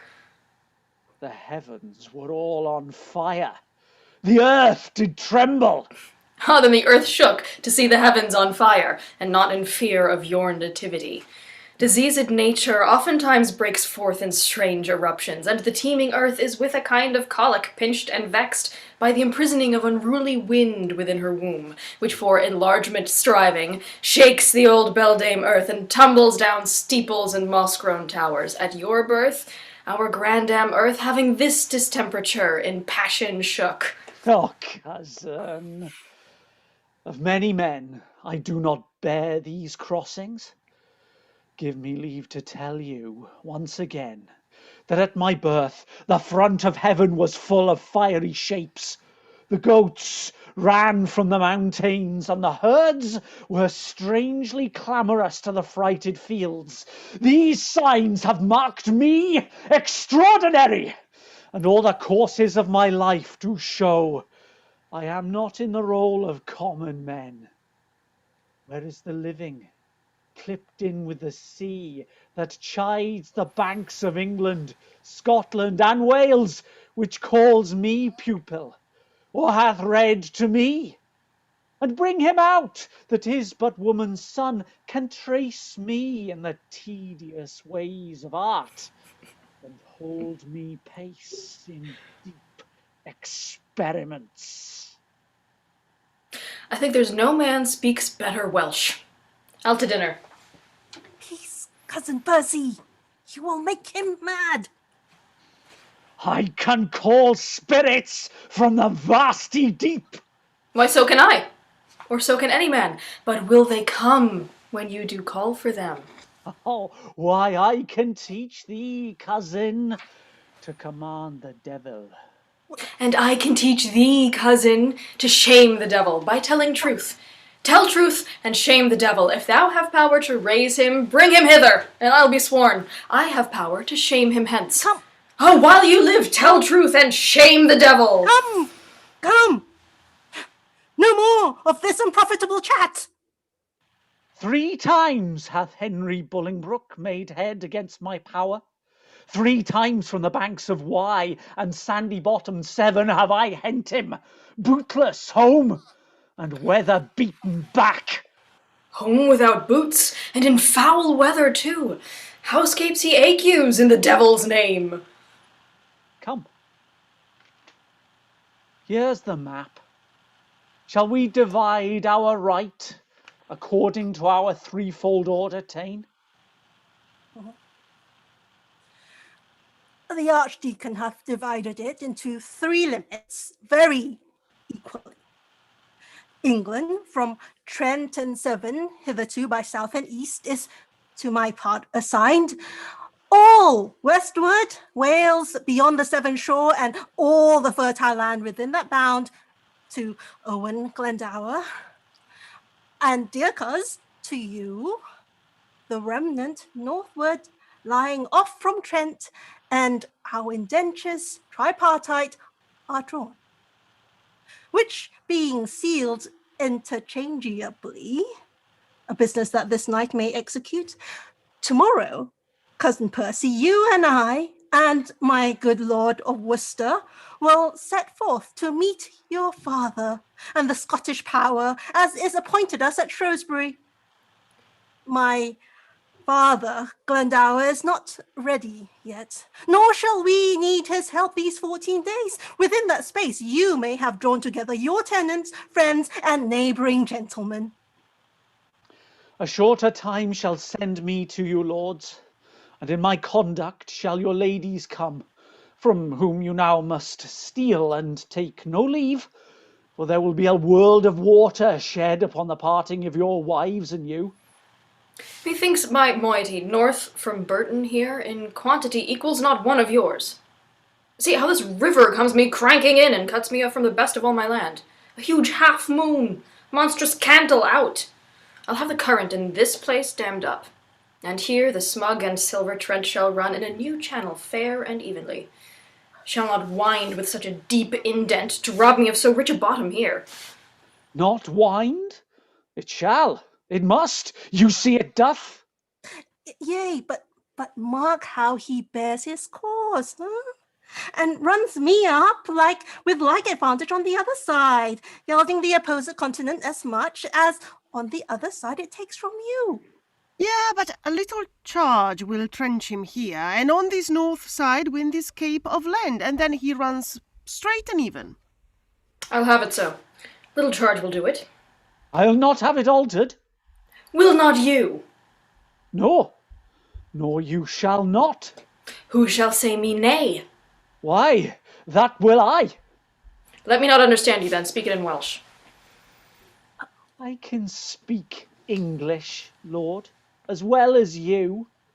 For I was trained up in the English court, where, being but young, I framed to the harp many an English ditty lovely well, and gave the tongue a helpful ornament, a virtue that was never seen in you.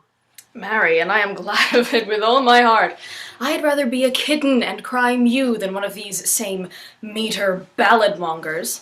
I'd rather hear a brazen candlestick turned or a dry wheel grate on the axle-tree, and that would set my teeth nothing on edge, nothing so much as mincing poetry, like the forced gait of a shuffling nag. Come, you shall have Trent turned. I do not care. I'll give thrice so much land to any well-deserving friend, but in the way of bargain, mark ye me, I'll cavil on the 9th part of an hair.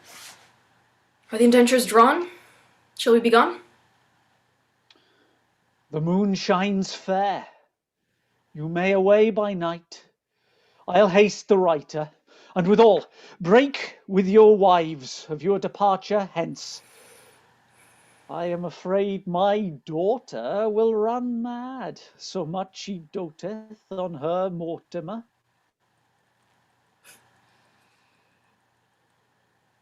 Why, cousin Percy, how you cross my father! Oh, I cannot choose. Sometimes he angers me with telling me of the mould warp and the ant, of the dreamer Merlin and his prophecies, and of a dragon and a finless fish, a clipped-wing griffin and a molten raven, a couching lion and a ramping cat, and such a deal of skimble-scamble stuff as puts me from my faith. I tell you what, he held me last night at least 9 hours in reckoning up the several devils' names that were his lackeys. I'd cry, and well, go to, marked him not a word. Oh, he is as tedious as a tired horse, a railing wife, worse than a smoky house. I had rather live with cheese and garlic in a windmill far, than feed on cates and have him talk to me in any summer house in Christendom.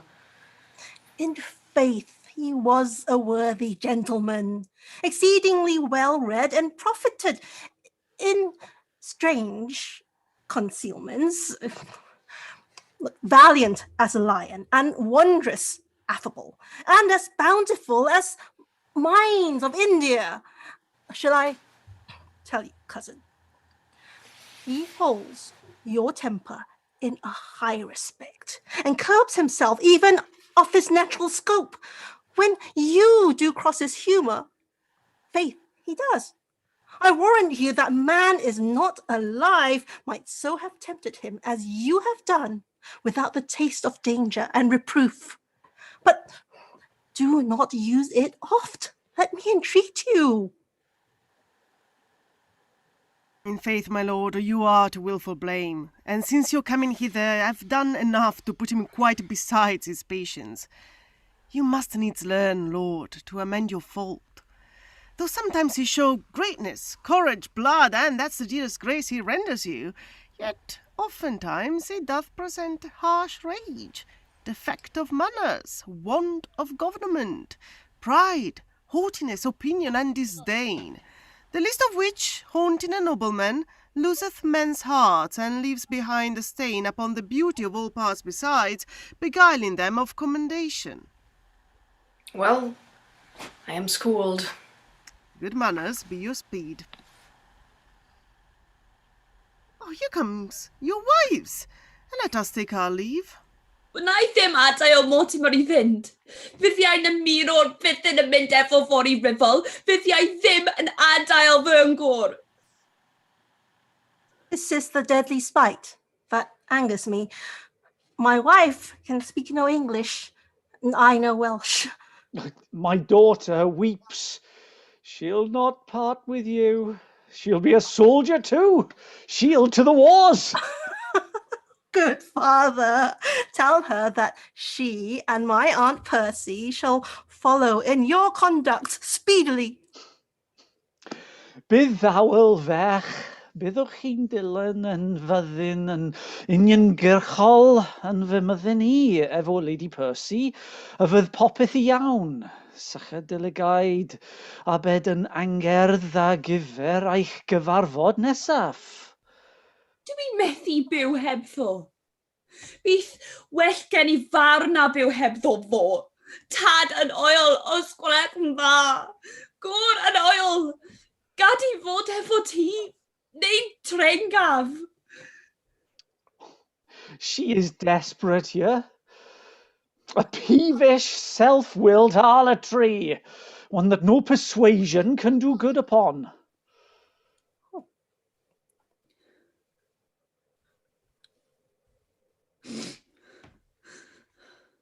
Os gwelwch yn dda, fy anoel, fy mawyd, fy ngariad gari fod effo ti.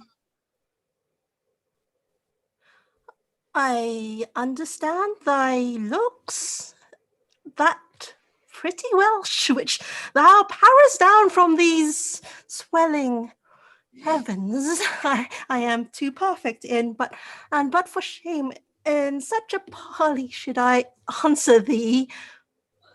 Os gwelwch yn dda,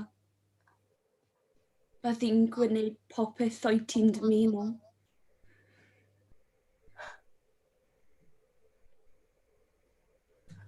Oh, I am ignorance itself. I understand thy kisses, and thou mine, and that's a feeling disputation. But I will never be a truant, love, till I have learned thy language, for thy tongue makes Welsh as sweet as ditties highly penned, sung by a fairy queen in a summer's bower, with ravishing division to her lute. Nay, if thou melt, then she will run mad. Os bydde ti'n crio yn ei fynd yn wallgof, der cariad, go weddwch ar y llawr effo ti. Rod y ben yn y fyngol y wynau gani I de yn feddwl, fel wyt ti'n hoffi. Oh, I am ignorant herself in this. She bids you, on the wanton rushes, lay you down, and rest your gentle head upon her lap. And she will sing the song that pleaseth you, and on your eyelids crown the god of sleep, charming your blood with pleasing heaviness, making such difference betwixt wake and sleep, as is the difference betwixt day and night, the hour before their heavenly harnessed team begins his golden progress in the east. With all my heart, I'll sit and hear her sing. By that time will a book, I think, be drawn. Do so. And those musicians that shall play to you hang in the air 1,000 leagues from thence, and straight they shall be here. Sit and attend. Oh. Come, Kate. Thou art perfect in lying down. Come, quick, quick, that I may lay my head in thy lap. Oh, go, ye giddy goose. Now I perceive the devil understands Welsh. It is no marvel he is so humorous. By Our Lady, he is a good musician. Then would you be nothing but musical, for you are altogether governed by humours. Lie still, ye thief, and hear the lady sing in Welsh. I had rather hear, lady, my brach howl in Irish. Have thy head broken? No, Then be still. neither. 'Tis a woman's fault. Oh, now God help thee. To the Welsh lady's bed. Oh, what's that? Peace, she sings. Dwi'n gofyn bawyd moeddydd, a'r bydd mae berau'n man, gofyn oed galon hapus, galon honest, galon lam. Calon lan yn llawn dau oni, Peacock yw'r maen dim ond calon lan allgani'r dydd ac ani'r nos. Edymyn yn olid Bardolf, chwim a denydd iddo styr, olid calon lar ryweddol, yn dwy'n baddol elw fi. Calon lan yn llawn dau oni, Peacock yw'n o lily glow, dim ond calon lan allgani, ani'r dydd ac ani'r nos. Dim ond calon lan allgani, ani'r dydd ac ani'r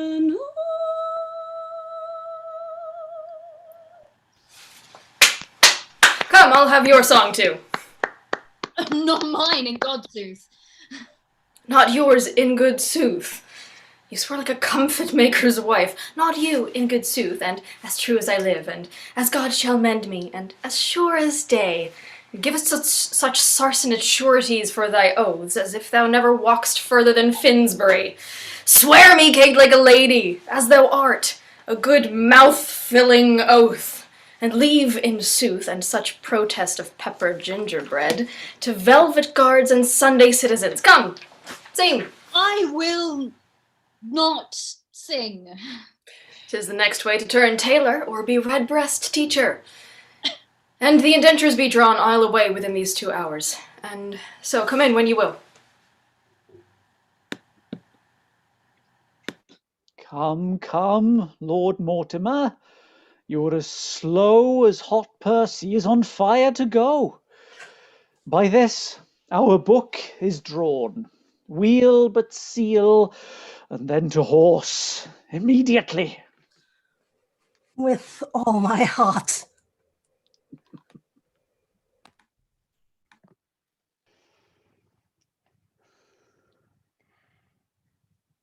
Lords, give us leave. The Prince of Wales and I must have some private conference. But be near at hand, for we shall presently have need of you.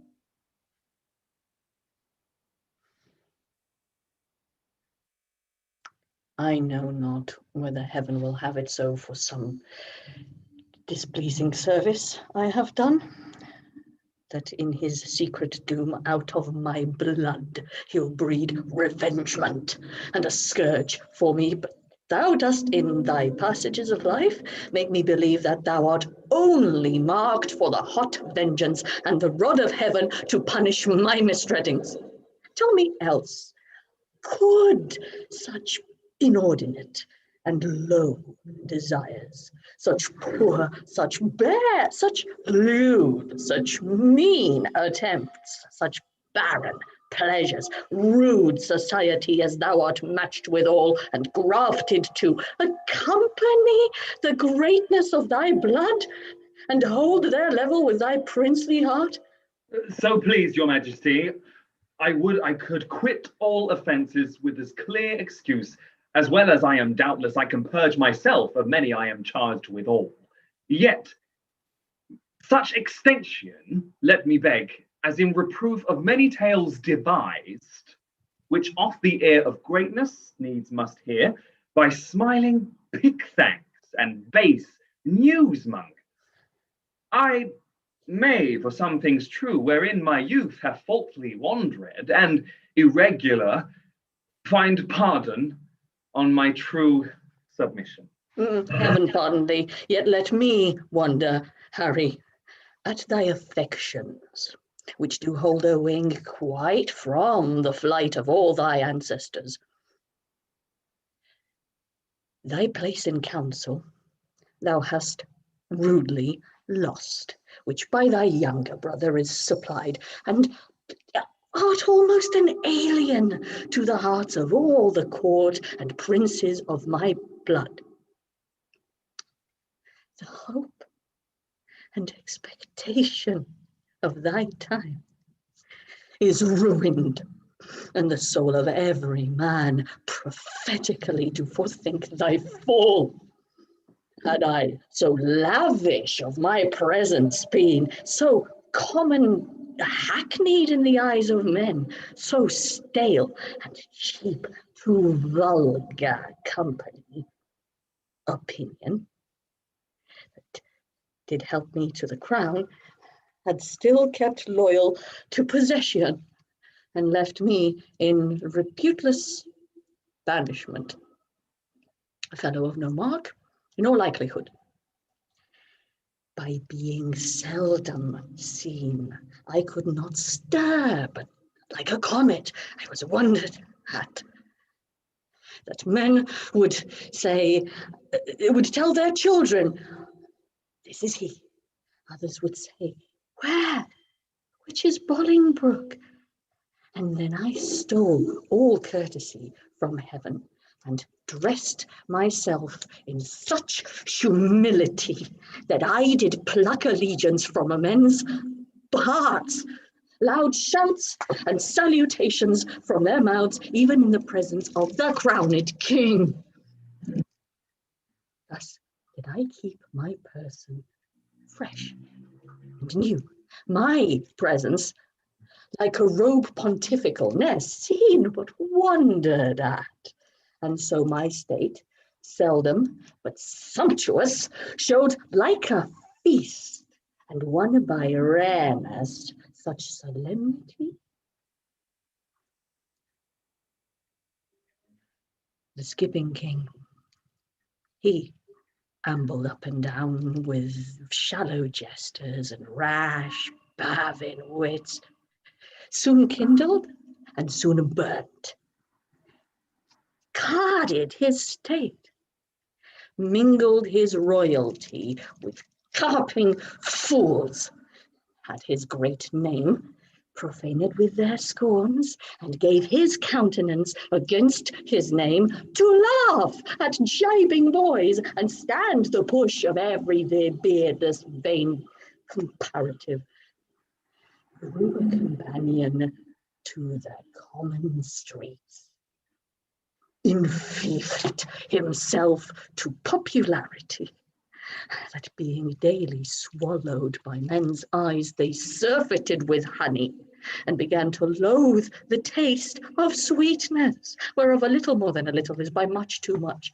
So when he had occasion to be seen, he was but as the cuckoo is in June, heard, not regarded, seen, but with such eyes as, sick and blunted with community, afford no extraordinary gaze, such as is bent sun-like majesty, when it shines seldom in admiring eyes, but rather drowsed, and hung their eyelids down, slept in his face, and rendered such aspect as cloudy men do use to their adversaries, being with his presence glutted, gorged, and full. And in that very line, Harry, standest thou, for thou hast lost thy princely privilege with vile participation. Not an eye but is weary of thy common sight, save mine, which hath desired to see thee more, which now does that I would not have it to make blind itself with foolish tenderness. I shall hereafter, my thrice gracious lord, be more myself.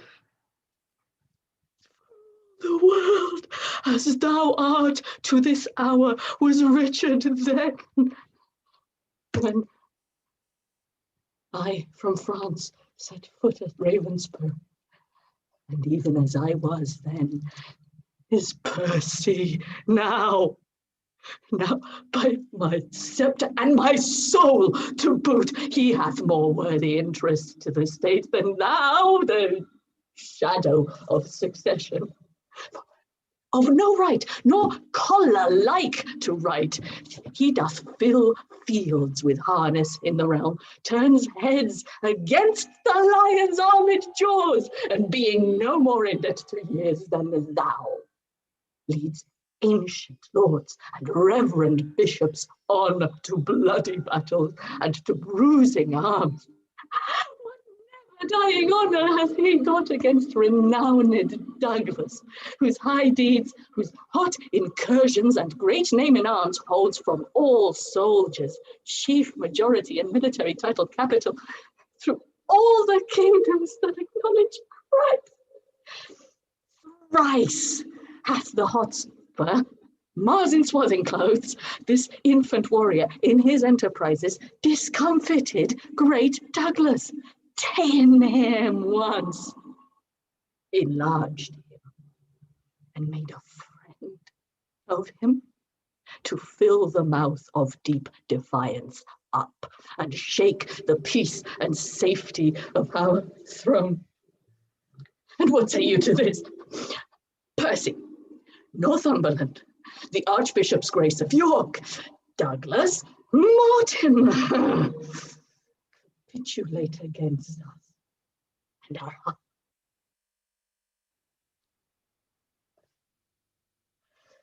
Wherefore do I tell thee? Do I tell these news to thee? Why, Harry, do I tell thee of my foes, which art my nearest and dearest enemy?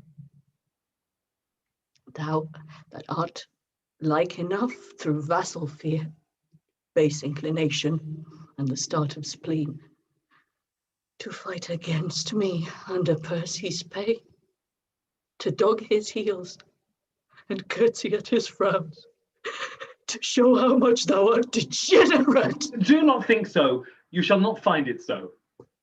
And heaven forgive them that they have so much swayed your majesty's good thoughts away from me. I will redeem all this on Percy's head, and in the closing of some glorious day be bold to tell you that I am your son. When I will wear a garment all of blood and stain my favours in a bloody mask, which washed away shall scour my shame with it. And that shall be the day where ere it lights, that this same child of honour and renown, this gallant Hotspur, this all-praised knight, and your unthought of Harry chance to meet, for every honour sitting on his helm. Every honour sitting on his helm, would they were multitudes and on my heads my shames redoubled. For the time will come that I shall make this northern youth exchange his glorious deeds for my indignities. Percy is but my factor, good my lord, to encroach up glorious deeds on my behalf, and I will call him to strict account. that he shall render every glory up, yea, even the slightest worship of his time, or I will tear the reckoning from his heart. This in the name of heaven and Deuce, and this in the name of heaven I promise here, the which if I perform and do survive, I do beseech your majesty may salve the long-grown wounds of my intemperature. If not, the end of life cancels all bans, and I will die 100,000 deaths ere break the smallest parcel of this vow. 100,000 rebels die in this. Thou shalt have charge and sovereign trust herein. How now, good Blunt? Thy looks are full of speed. So hath the business that I come to speak of. Lord Mortimer of Scotland hath sent word that Douglas and the English rebels met the 11th of this month at Shrewsbury. A mighty and a fearful head they are, if promises be kept on every hand as ever offered foul play in a state. The Earl of Westmoreland set forth today. With him my son, Lord John of Lancaster. Well, this advertisement is 5 days old. On Wednesday next, Harry, thou shalt set forward. On Thursday, we ourselves will march. Our meeting is Bridge North. And Harry, you shall march through Gloucestershire, by which account our business valued some 12 days hence. Our general forces at Bridge North shall meet. Our hands are full of business. Let's away. Advantage feeds him fat while men delay. And off they go to have a well-earned rest. And here we go. We're going to take another 5-minute breathing space here. So again, those of you watching, if you would like to go and make yourselves more comfortable, make yourself a cup of tea or whatever it is, this is a good moment because I'm going to just sit here and talk nonsense for a little bit. And then we will pick up the final stage of this story because we are heading into a final battle and a showdown between the king and the Percys. So this is going to be a big one. Right, but before that, we have a little breathing space, as I said. So let us just take time and consider what's just been going on. So amongst other things, you may have noticed me pop up in the middle of a scene in the middle in that, although in deep disguise, obviously. One of our company has suffered a terminal crash of the internet and is lost completely from the cast. I'm sort of vaguely hoping that she gets back before the end of the play. So again, that was a slightly impromptu moment with me turning up as Francis the drawer in the scene with Hal and Poinz in the tavern, which is actually a little bit of a shame because it's a scene that we were all of us really, really looking forward to because it's one of our absolute favorite examples of a repeated cue structure. Yes, it's them again. So the fact that occasionally in Shakespeare, if you read things from a cue-based point of view, as we do, you end up occasionally with certain directions and cues coming up more than once in a scene, coming up twice or 3 times. Or in the case of poor little Francis, whose cue to say anon repeatedly in that scene is Francis, which he hears so many times from Hal and from Poinz, and it gets very confusing for him, that we enjoyed it all so much when we did it at our read-through with a different cast, so it's not cheating, that actually I'm really sorry that we lost Abey of the Loons before that scene occurred, but I must admit that between trying to listen to the players in the scene and follow the script, because I was trying to do both, I think I got confused enough. So I hope that it was entertaining still for you out there. And again, well, this is the joy of life. Okay, specifically for us, it's joy of life on the internet at present. But I maintain that this is as live and unpredictable an environment as they had in any Renaissance playhouse.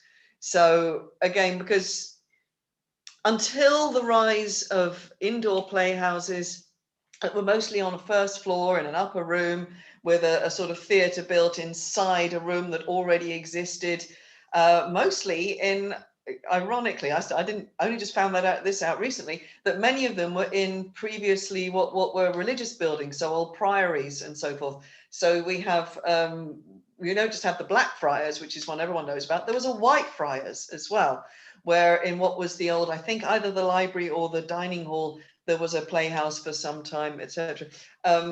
Until these sort of more enclosed spaces were around, of course, we have the phenomenon of the open-roofed playhouses, either the many-sided wooden polygons or those which were rectangular and square. Yes, actually, most of the playhouses in London were not this idea that we have of the many-sided shape, which is currently the rebuilt Globe down there on the South Bank.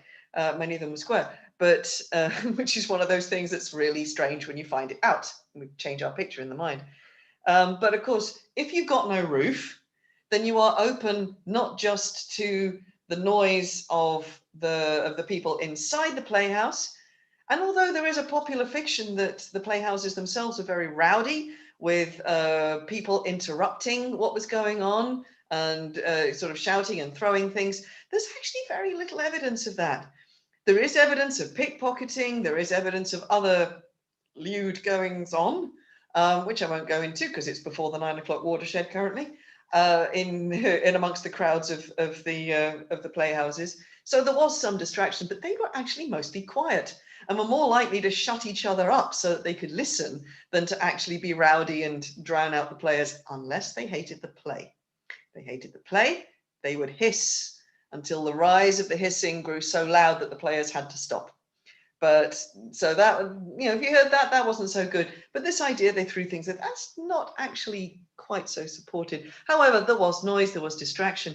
More noise would have come from outside the playhouse, because, I mean, certainly the playhouses that grew up on the South Bank were among taverns, bawdy houses, very much along the lines of the places that Hal and Falstaff are enjoying currently. So you would have a nice little loud fight going on outside the tavern next door. You'd have, you know, someone else being, you know, cried, you know, stop thief, being chased by the watch on the other side. And across the street, you had a bear garden where there was bear baiting along with all the other sort of sports that went on. And again, because we are pre-watershed, I'm not going to talk about that because it is particularly unpleasant, but it would have been very noisy, not just for the crowds that were watching, but the sounds that the animals were making. And the players in the playhouses on the South Bank would deal with these truthful noises that were going on in their environment. They'd have to speak up, they'd have to wait, or they'd incorporate the noise into their reality somehow. We don't know how, because we don't have too many records. But it's what tends to happen at the Globe now. And if you've ever been to a play at the Globe, you'll know it. Because as the company know that I frequently say, you always get a pigeon on the stage moment at the Globe. I don't think I was ever at a play there when there wasn't a pigeon that came in at some point, sat on the stage or fluttered around. And of course, everybody watches the pigeon. So it's a real moment. It's really happening. You can't deny it. It's not pretend. It's there. So it becomes sort of built in as part of what's going on in the theatre. And these days they have a problem at the Globe that didn't happen back then, because helicopters go over. You frequently get a Chinook or another helicopter going over the Globe, and they are very loud. And if they come directly over the Globe, then you basically just have to stop and wait for them to go, because the noise will drown you out. So things like this have always been a part of Renaissance plays.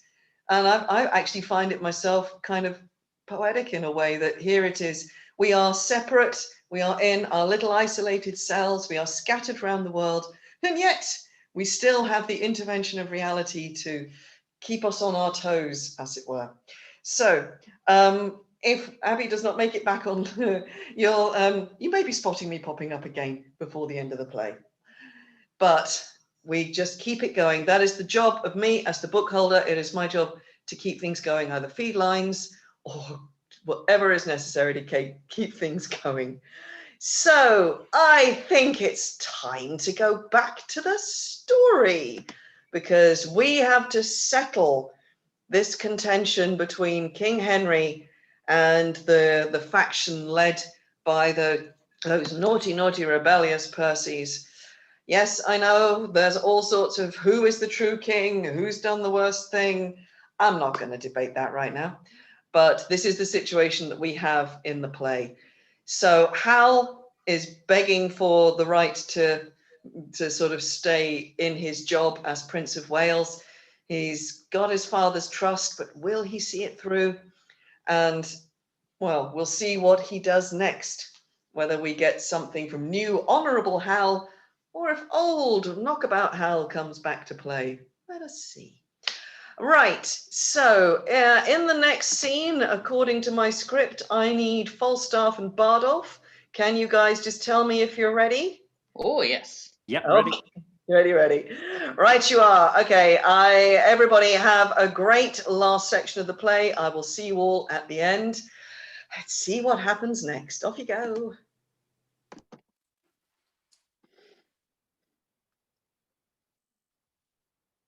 Bardolf, am I not fallen away vilely since this last action? Do I not fade? Do I not dwindle? Why, my skin hangs about me like an old lady's loose gown. I'm withered, like an old apple john. Well, I'll repent, and then suddenly, while I am in some liking, I shall be out of heart, surely, and then I shall have no strength to repent. And I have not forgotten what the inside of a church is made of. I am a peppercorn, a brewer's horse. The inside of a church? Company, villainous company, has been the spoil of me. Sir John, you are so fretful you cannot live long. Why, there is it. Oh, come, sing me a bawdy song. Make me merry. I was as virtuously given as a gentleman need to be. Virtuous enough. Swore little. Dice not above 7 times a week. Went to a bawdy house, not above once. In a quarter of an hour. Paid money that I borrowed 3 or 4 times.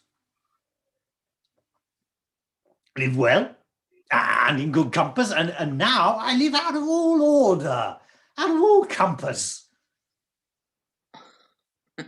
You are so fat, Sir John, that you must needs be out of all compass, out of all reasonable compass, Sir John. Do thou amend thy face, and I'll amend thy life. Thou art our admiral.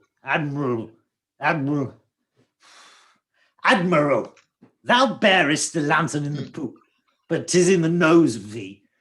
Thou art the knight of the burning lamp. Why, Sir John, my face does you no harm. No, I'll be sworn. I make as good use of it as many a man doth of a death's head or a memento mori. I never see thy face, but I think upon hellfire and Dives that lived in purple, for there he is in his robes, burning. If thou wert any way given to virtue, I would swear by thy face.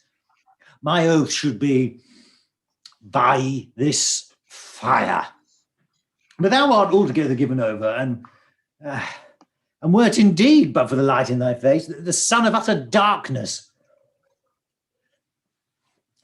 When thou ranst up Gadshill in the night to catch my horse, if I did not think that thou hadst been an ignis fatuus, or an everlasting, or a ball of wildfire, there's no purchase in money.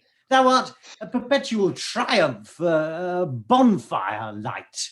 Thou hast saved me 1,000 marks in links and torches, walking with thee in the night betwixt tavern and tavern. But the sack that thou hast drunk me would have brought me lights as good cheap. as the dearest chandlers in Europe. I have maintained that salamander of yours with fire any time this 32 years. Heaven reward me for it. I would my face were in your belly. So should I be sure to be heart-burned.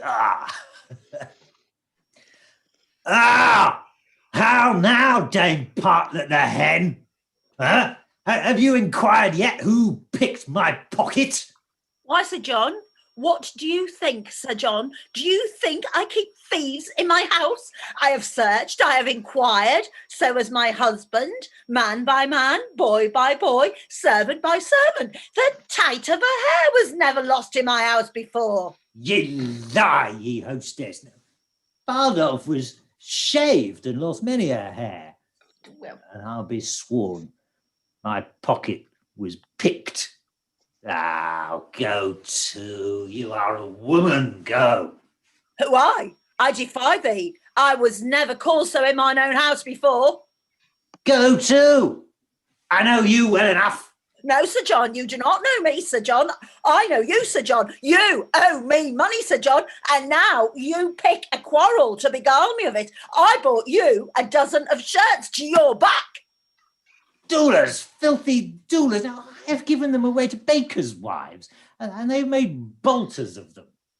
Now, as I am a true woman, Holland of 8 shillings an ell. You owe money here besides, Sir John, for your diet and your buy drinkings, and money lent you £24. He had his part of it. Let him pay. He? Alas, he is poor. He has nothing. How? Poor? Look upon his face. What call you rich? Let him coin his nose. let him coin his cheeks. I'll not pay a denier. What? Will you make a younker of me? Shall I not take mine ease in mine inn, but I shall have my pocket picked? I've lost a seal ring of my grandfather's worth 40 mark. I have heard the prince tell him, I know not how oft, that ring was copper. How? Prince is a jack, sneak cup. And if he were here, I would cudgel him like a dog if he would say so. Look, and now, lad, is the wind in that door? Must we all march? Yea, two, Newgate fashion. My lord, I pray you hear me. What sayest thou, mistress, quickly? Let her alone and list to me. What sayest thou, mistress, quickly? How does thy husband?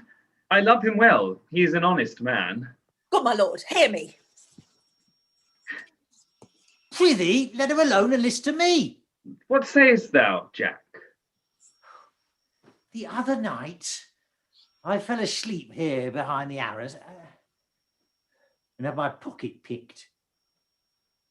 This house is turned bawdy house. They pick pockets. What did thou lose, Jack? Wilt thou believe me, how? 3 or 4 bonds of £40 apiece, and a seal ring of my grandfather's. A trifle, some 8-penny matter. So I told him, my lord, and I said, I hear your grace say, and my lord, he spoke most vilely of you, like a foul-mouthed man as he is, and he said he would cudgel you. What? He did not? There's neither faith, truth, nor womanhood in me else. There's no more faith in thee than a stewed prune, nor no more truth in thee than in a drawn fox. And for womanhood, Maid Marian may be the deputy's wife of the ward to thee.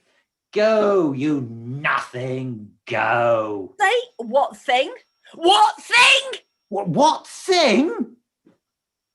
Why, a thing to thank heaven on. I am no thing to thank heaven on. I would thou should know it. I am an honest man's wife, and setting thy knighthood aside, thou art a knave to call me so.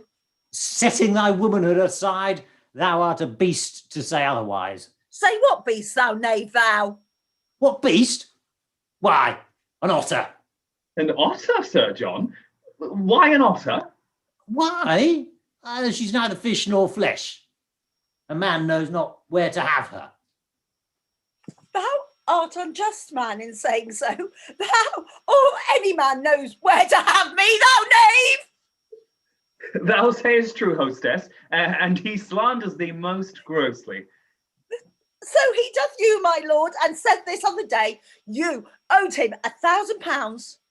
Sirrah, do I owe you £1,000? £1,000, how? 1,000,000. Thy love is worth 1,000,000. Thou owest me thy love. Nay, my lord, he called you Jack and said he would cudgel you. Did I, Bardolf? Indeed, Sir John, you said so. Yea, if he said my ring was copper. I say 'tis copper. Darest thou be as good as thy word now? Why, how? Thou knowest, as thou art but a man, I dare. But as thou art a prince, I fear thee as I fear the roaring of the lion's whelp. And why not as the lion? The king himself is to be feared as the lion. Dost thou think I'll fear thee as I fear thy father? Nay, if I do, let my girdle break.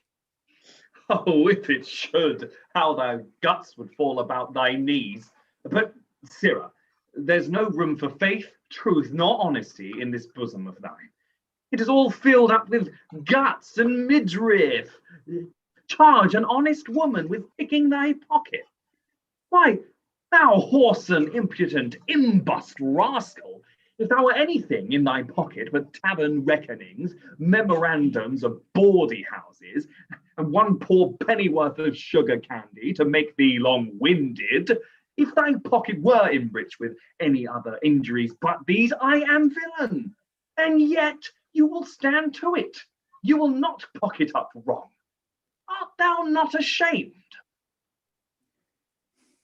Dost thou hear, how? Thou knowest, in the state of innocency, Adam fell. And what should poor Jack Falstaff do in the days of villainy? Thou seest I have more flesh than another man, and therefore more frailty. You confess, then, you picked my pocket. It appears so by the story. Hostess, I forgive thee. Go, make ready breakfast, love thy husband, look to thy servants, and cherish thy guests. Thou shalt find me tractable to any honest reason. Thou seest I am pacified still. Nay, I prithee be gone. Now, how? To the news at court for the robbery, lad? How is that answered? Oh, my sweet beef. I must still be good angel to thee. The money is paid back again. I do not like that paying back. It is a double labour. I am good friends with my father, and may do anything.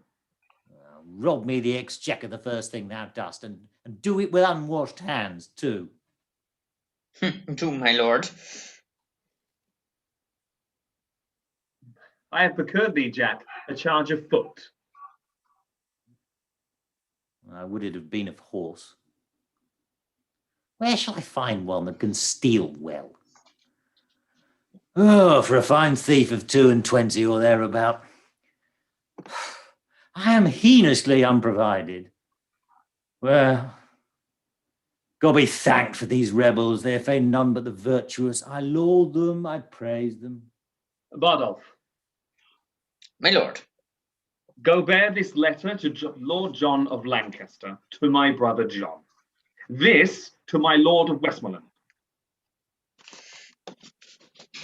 Go, Pistoll, to horse, for thou and I have 30 miles to ride yet ere dinner time. Jack, Meet me tomorrow in the temple hall at 2 o'clock in the afternoon. There shalt thou know thy charge, and there receive money and order for their furniture.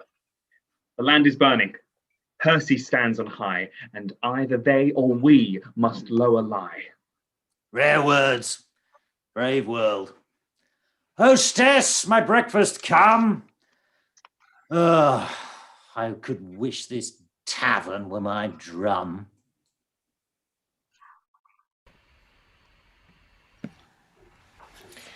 Well said, my noble Scot. If speaking truth in this fine age were not thought flattery, such attribution should the Douglas have, as not a soldier of this season's stamp should go so general current through the world. By heaven, I cannot flatter.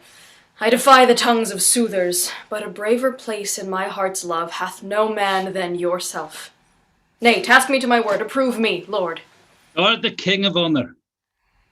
No man so potent breathes upon the ground, but I will beard him. Do so, and 'tis well. What letters hast here?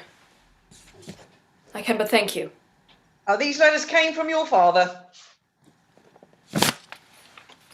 Letters from him. Why comes he not himself? He cannot come, my lord. He is grievous sick. How? Has he leisure to be sick now in such a justling time?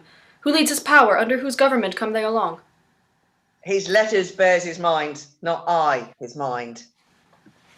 Prithee tell me, doth he keep his bed? He did, my lord, 4 days ere I set forth, and at the time of my departure thence he was much feared by his physician. I would the state of time had first been whole, ere he by sickness had been visited. His health was never better worth than now. Sick now, droop now. This sickness doth infect the very lifeblood of our enterprise. 'Tis catching hither, even to our camp. He writes me here that inward sickness, and that his friends by deputation could not so soon be drawn, nor did he think it meet to lay so dangerous and dear a trust on any soul removed but his own. Yet doth he give us bold advertisement that with our small conjunction we should on to see how fortune is disposed to us. For as he writes, there is no quailing now, because the king is certainly possessed of all our purposes. What say you to it? Your father's sickness is a main to us. A perilous gash, a very limb lopped off. And yet, in faith, it is not his present want, seems more than we shall find it.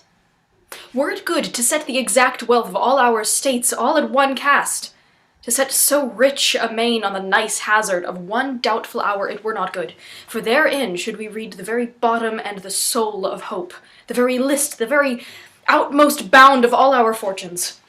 Faith, and so we should. Where now remains a sweet reversion we may boldly spend upon the hope of what is to come in. Comfort of retirement lives in this.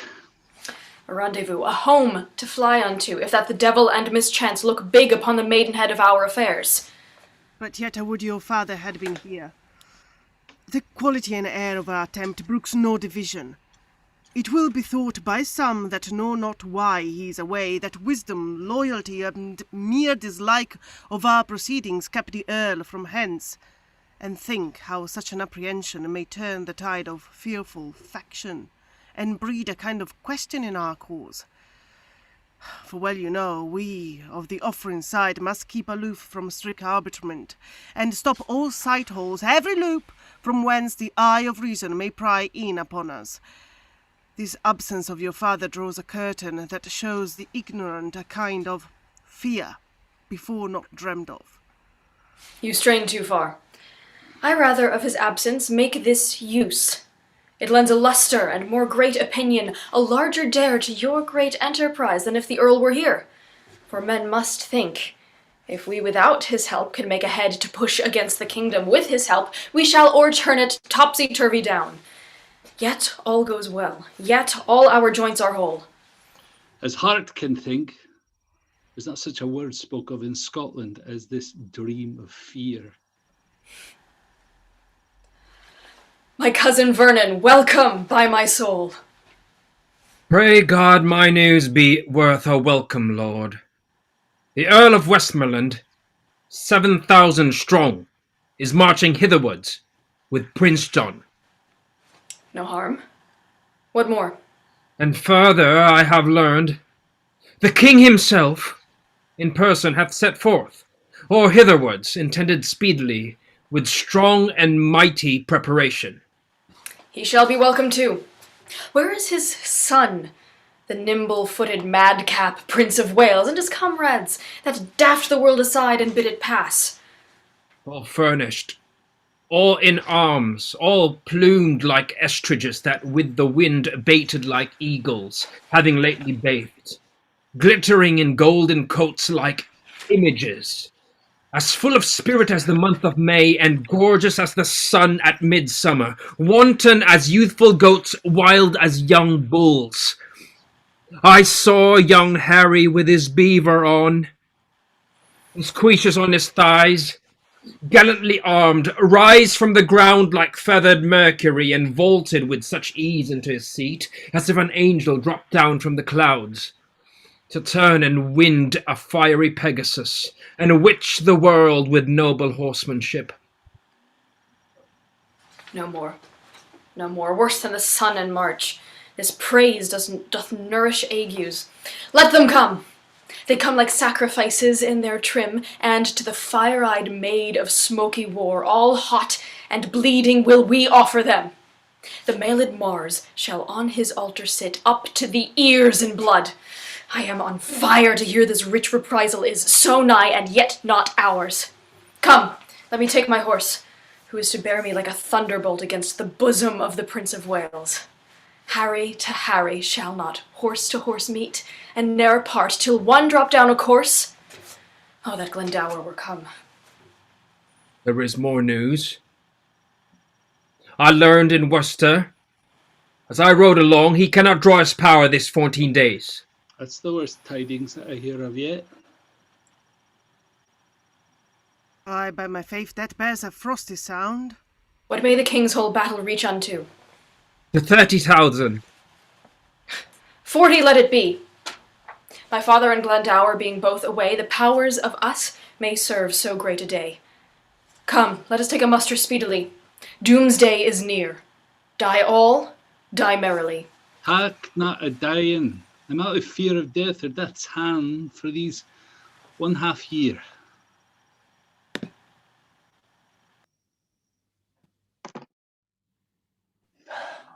Bardolf, get thee before to Coventry. Fill me a bottle of sack. Our soldiers shall march through. We'll to Sutton Cophill tonight. Will you give me money, Captain? Lay out, lay out. This bottle makes an angel. And if it do, take it for thy labour. And if it make 20, take them all. I'll answer the coinage. Bid my Lieutenant Pistoll meet me at the town's end. I will, Captain. Farewell. If I be not ashamed of my soldiers, I am a souked gurnet. I have misused the king's press damnably. I have got, in exchange of 150 soldiers, 300 and odd pounds. I press me none but good householders, yeomen's sons. Inquire me out contracted bachelors, such as have been asked twice on the bands, such a commodity of warm slaves as had a leaf hear the devil as a drum, such as fear the report of a caliver worse than a struck fool or a hurt wild duck. I press me none but such toasts and butter, with hearts in their bellies no bigger than pins' heads, and they have bought out their services. And now, my whole charge consists of ancients, corporals, lieutenants, gentlemen of companies, slaves, as ragged as Lazarus in the painted cloth, where the glutton's dogs licked his sores, and such as indeed were never soldiers, but discarded unjust serving men, younger sons to younger brothers, revolted tapsters and ostlers, trade-fallen, cankers of a calm world and a long peace, 10 times more dishonourable ragged than an old-faced ancient, and such Have I to fill up the rooms of them that have bought out their services? You would think that I had 150 tottered prodigals lately come from swine keeping, from eating draff and husks. That fellow met me on the way and told me I had unloaded all the gibbets and pressed the dead bodies. Oh, no, I had seen such scarecrows. I'll not march through Coventry with them, that's flat. Nay, and the villains march wide betwixt the legs, as if they had gyves on. For indeed, I had most of them out of prison. There's not a shirt and a half in all my company. On the half shirt is 2 napkins tacked together and thrown over the shoulders like a herald's coat without sleeves. And the shirt, to say the truth, stolen from my hostess in Albans or the red-nosed innkeeper of Daventry. But that's all one. They'll find linen enough on every hedge. How now, Blown Jack? How now, Quilt? What, how? How now, mad wag? What a devil dost thou in Warwickshire? Oh, my good Lord of Westmoreland, I cry you mercy. I thought your honour had already been at Shrewsbury. Faith, Sir John, 'tis more than time that I were there. And you too. But my powers are there already. The king, I can tell you, looks for us all. We must away tonight. Never fear me. I am as vigilant as a cat to steal cream. I think to steal cream indeed, for thy theft hath already made thee butter. But tell me, Jack, whose fellows are these that come after? Oh, mine, how? Mine? Sir John, methinks they are exceeding poor and bare, too beggarly. Faith, for their poverty, I don't know where they had that, and for their bareness, I'm sure they never learned that of me. No, I'll be sworn, unless you call 3 fingers on the ribs bare. But sirrah, make haste. Percy is already in the field. What? Is the king encamped? He is, Sir John. I fear we shall stay too long. Well, to the latter end of a fray and the beginning of a feast, fits a dull fighter and a keen guest.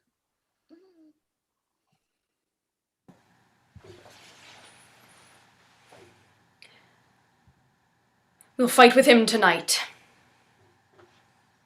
It may not be. You give him then advantage. Not a whit. Why say you so?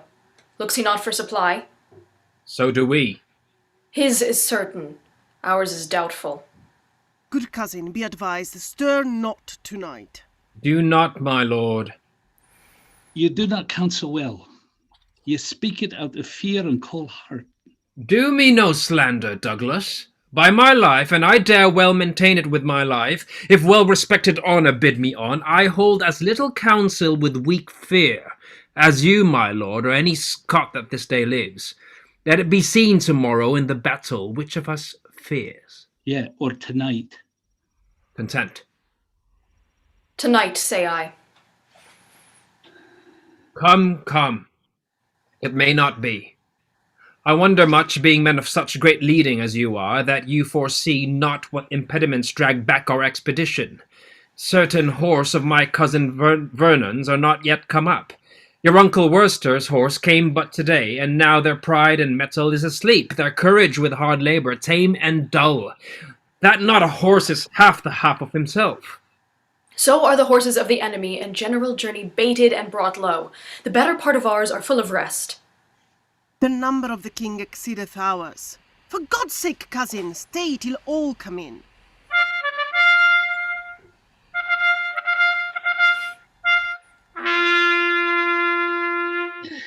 I come with gracious offers from the king, if you vouchsafe me hearing and respect. Welcome, Sir Walter Blunt. And would to God you were of our determination. Some of us love you well. Even those some envy your great deservings and good name, because you are not of our quality, but stand against us like an enemy.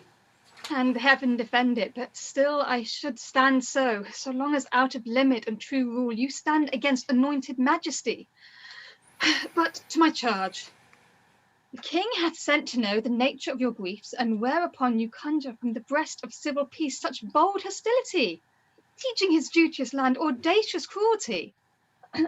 If that the king have any way your good deserts forgot, which he confesses to be manifold, he bids you name your griefs, and with all speed you shall have your desires, with interest, and pardon absolute for yourself, and these herein misled by your suggestion.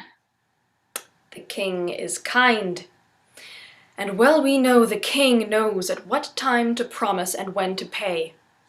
My father, my uncle, and myself did give him that same royalty he wears, and when he was not 26 strong, sick in the world's regard, wretched and low, a poor unminded outlaw sneaking home, my father gave him welcome to the shore. And when he heard him swear and vow to God, he came but to be Duke of Lancaster, to sue his livery and beg his peace with terms of innocence and terms of zeal. My father, in kind heart and pity moved, swore him assistance, and performed it too. Now, when the lords and barons of the realm perceived Northumberland did lean to him, the more and less came in with cap and knee, met him in boroughs, cities, villages, attended him on bridges, stood in lanes, laid gifts before him, proffered him their oaths, gave him their heirs, as pages followed him, even at the heels in golden multitudes. He presently, as greatness knows itself, stepped me a little higher in his vow made to my father, while his blood was poor upon the naked shore at Ravensburg, and now, forsooth, takes on him to reform some certain edicts, and some strict decrees that lay too heavy on the commonwealth, cries out upon abuses, seems to weep over his country's wrongs. And by this face, this seeming brow of justice, did he win the hearts of all that he did angle for. Proceeded further, cut me off the heads of all the favourites that the absent king in deputation left behind him here when he was personal in the Irish war. I came not to hear this. Then to the point. In short time after, he deposed the king. Soon after that, deprived him of his life. And in the neck of that, tasked the whole state to make that worse, suffered his kinsman March, who is, if every owner were placed, indeed his king, to be engaged in Wales, there without ransom to lie forfeited, disgraced me my happy victories, sought to entrap me by intelligence, rated my uncle from the council board in rage, dismissed my father from the court, broke oath on oath, committed wrong on wrong, and in conclusion drove to seek us out, this head of safety, and withal to pry into his title, for the which we find too indirect for long continuance. Shall I return this answer to the king? Not so, Sir Walter. We'll withdraw a while. Go to the king, and let there be impawned some surety for a safe return again, and in the morning early shall my uncle bring him our purpose. And so farewell. I would you would accept of grace and love. And it may be. So we shall. Pray heaven you do.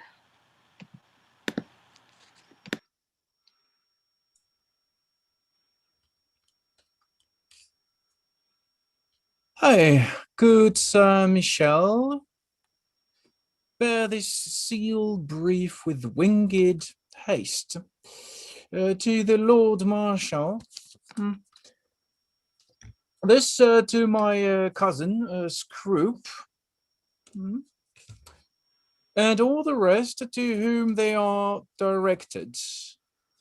If you knew how much they do import, you would make haste. My good lord, I guess their tenor. Like enough you do. Tomorrow, good Sir Michel, is a day wherein the fortune of 10,000 men must bide the touch. For, sir, at Shrewsbury, as I am truly given to understand, the king, with mighty and quick raised power, meet with the Lord Harry. And I fear, Sir Michel, what with the sickness of Northumberland, whose power was in the first proportion, and what with the Owen Glendower's absence thence, who with them was rated firmly too, and comes not in, overruled by prophecies. I fear the power of Percy is too weak to wage an instant trial with the king. Why, my good lord, you need not fear. There is Douglas and Lord Mortimer. No, Mortimer is not there. But there is Mortlake, Vernon, Lord Harry Percy, and there is my Lord of Worcester, and a head of gallant warriors, noble gentlemen. And so there is, but yet the king hath drawn the special head of all the land together. The Prince of Wales, Lord John of Lancaster, the noble Westmoreland, and warlike Blunt, and many more carivals and dear men of estimation and command in arms. Doubt not, my lord, he shall be well opposed. I hope no less. Yet needful 'tis to fear, and to prevent the worst, Sir Michel speed. For if Lord Percy thrive not ere the king dismisseth power, he means to visit us. For he hath heard of our confederacy, and 'tis but wisdom to make strong against him. Therefore make haste. I must go right again to other friends, and so farewell, Sir Michel.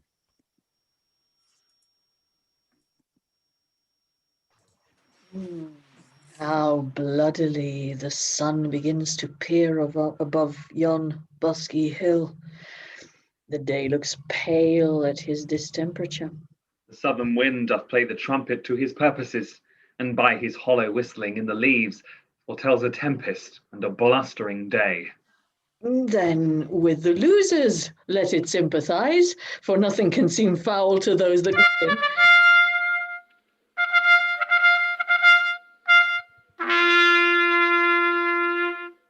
How now, my Lord of Worcester? 'Tis not well that you and I should meet upon such terms as now we meet. You have deceived our trust, and made us doff our easy robes of peace to crush our old limbs in ungentle steel. This is not well, my lord, this is not well. What say you to it? Will you again unknit this churlish knot of all abhorred war, and move in the obedient orb again, where you will give a fair and natural light, and be no more an exhaled meteor, a prodigy of fear and a portent of broached mischief to the unborn times? Hear me, my liege. For mine own part, I could be well content to entertain the lag end of my life with quiet hours, for I do protest I have not sought the day of this dislike. You have not sought it. How comes it then? Rebellion lay in his way, and he found it. Peace to it, peace. It pleased your majesty to turn your looks of favour from myself and all our house, and yet I must remember you, my lord, we were the first and dearest of your friends. For you, my staff of office did I break in Richard's time, and posted day and night to meet you on the way, and kiss your hand, when yet you were in place and in account nothing so strong and fortunate as I. It was myself, my brother and his son, that brought you home, and boldly did out there the danger of the time. You swore to us, and you did swear that oath at Doncaster, that you did nothing of purpose against the state, nor claim no further than your new-found right, the seat of Gaunt dukedom of Lancaster. To this we swear our aid. But in short space he rained down fortune showering on your head, and such a flood of greatness fell on you, what with our help, what with the absent king, what with the injuries of wanton time, that seeming sufferance that you had borne, and the contrarious winds that held the king so long in the unlucky Irish wars, that all in England did repute him dead. And from this swarm of fair advantages you took occasion to be quickly wooed, to gripe the general's way into your hand, forgot your oath to us at Doncaster, and being fed by us, you used us so as that ungentle gull, the cuckoo's bird, used the sparrow, did oppress our nest, grew by our feeding to so great a bulk that even our love does not come near your sight for fear of swallowing, but with nimble wing we were informed for safety's sake to fly out of your sight, and raise this present head, whereby we stand opposed by such means as you yourself have forged against yourself, by unkind usage, dangerous countenance, and violation of all faith and troth sworn to us in younger enterprise. These things, indeed, you have articulated, proclaimed at market crosses, read in churches, to face the garment of rebellion with some fine collar that may please the eye of fickle changelings and poor discontents, which gape and rub the elbow at the news of hurly-burly innovation. And never yet did insurrection want such watercolours to impaint his cause, nor moody beggars starving for a time of pell-mell havoc and confusion. In both our armies there is many a soul shall pay full dearly for this encounter, if once they join in trial. Tell your nephew, the Prince of Wales doth join with all the world in praise of Henry Percy. By my hopes, this present enterprise set off his head. I do not think a braver gentleman, more active, valiant, or more valiant young, more daring, or more bold, is now alive, to grace this latter age with noble deeds. For my part, I may speak it to my shame, I have a truant been to chivalry, and so I hear he doth account me too. Yet this before my father's majesty, I am content he shall take the odds of his great name and estimation, and will, to save the blood on either side, try fortune with him in a single fight. And, Prince of Wales, so dare we enter thee, albeit considerations infinite do make against it. No, good Worcester, no, we love our people well, even those we love that are misled upon your cousin's part. And will they take the offer of our grace, both he and they and you? Yea, every man shall be my friend again, and I'll be his. So tell your cousin, and bring me word what he will do. But if he will not yield, rebuke and dread correction wait on us, and they shall do their office. So be gone.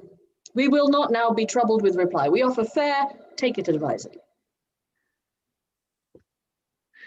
It will not be accepted on my life. The Douglas and the Hotspur both together are confident against the world in arms. Hence, therefore, every leader to his charge, for to their answer will we set them on. And God befriend us, as our cause is just. How? If thou see me down in the battle, and bestride me, so, well, 'tis a point of friendship. Nothing but a colossus can do thee that friendship. Say thy prayers, and farewell. I would it were bedtime, Hal, and all well. Why, thou owest heaven a death. It's not due yet. I'll be loath to pay him before his day. Why need I be so forward with him that calls not on me? Well, 'tis no matter. Honour pricks me on. But how if honour prick me off when I come on? And well, how then? Can honour set to a leg? No. Or an arm? No. Or take away the grief of a wound? No. Honour hath no skill in surgery, then? No. What is honour? A word. What is that word? Honour. Air. A trim reckoning. Who hath it? He that died a Wednesday. Doth he feel it? No. Doth he hear it? No. Is it insensible then? Yea, to the dead. Will it not live with the living? No. Why? Well, detraction will not suffer it. Therefore, I'll none of it.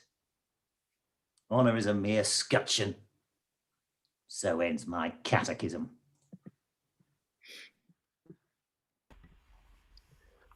Oh no, my nephew must not know, Sir Richard, the liberal kind offer of the king. 'Twere best he did. Then we are all undone. It is not possible, it cannot be. The king would keep his sword in loving us. He will suspect us still and find a time to punish this offence in others' faults. Supposition, all our lives shall be stuck full of eyes, for treason is but trusted like the fox, who ne'er so tame, so cherished and locked up, will have a wild trick of his ancestors. Look how he can, or sad or merrily, interpretation will misquote our looks, and we shall feed like oxen at a stall, the better cherished, still the nearer death. My nephew's trespass may be well forgot. It hath the excuse of youth and heat of blood, and an adopted name of privilege. A hair-brained hosper, governed by a spleen. All his offences live upon my head and on his father's. We did train him on, and his corruption being ta'en from us, we, as the spring of all, shall pay for all. Therefore, good cousin, let not Harry know, in any case, the offer of the king. Deliver what you will. I'll say 'tis so. Here comes your cousin. My uncle has returned. Deliver up the Lord of Westmoreland. Uncle, what news? The king will bid you battle presently. Defy him by the Lord of Westmoreland. Lord Douglas, go you and tell him so. Marry and shall, and very willingly. There is no seeming mercy in the king. Did you beg any? God forbid. I told him gently of our grievances, of his oath-breaking, which he mended thus by now forswearing that he's forsworn. He calls us rebels, traitors, and will scourge with oathy arms this hateful name in us. Armed, gentlemen, to arms! For I've thrown a brave defiance in King Henry's teeth, and Westmoreland that was engaged did bear it, which cannot choose but bring him quickly on. The Prince of Wales stepped forth before the king, and nephew challenged you to a single fight. Oh, would the quarrel lay upon our heads, and that no man might draw short breath today but I and Harry Monmouth. Tell me, how showed his talking? Seemed it in contempt? No. By my soul, I never in my life did hear a challenge urged more modestly, unless a brother should a brother dare to gentle exercise and proof of arms. He gave you all the duties of a man, trimmed up your praises with a princely tongue, spoke your deservings like a chronicle, making you ever better than his praise by still dispraising praise valued with you, and which became him like a prince indeed. He made a blushing sightle of himself, and chid his truant youth with such a grace, as if he mastered there a double spirit of teaching and of learning instantly. There did he pause. But let me tell the world, if he outlived the envy of this day, England did never owe so sweet a hope, so much misconstrued in his wantonness. Cousin, I think thou art enamoured of his follies. Never did I hear of any prince so wild at liberty. But be he as he will, yet once ere night I will embrace him with a soldier's arm, that he shall shrink under my courtesy.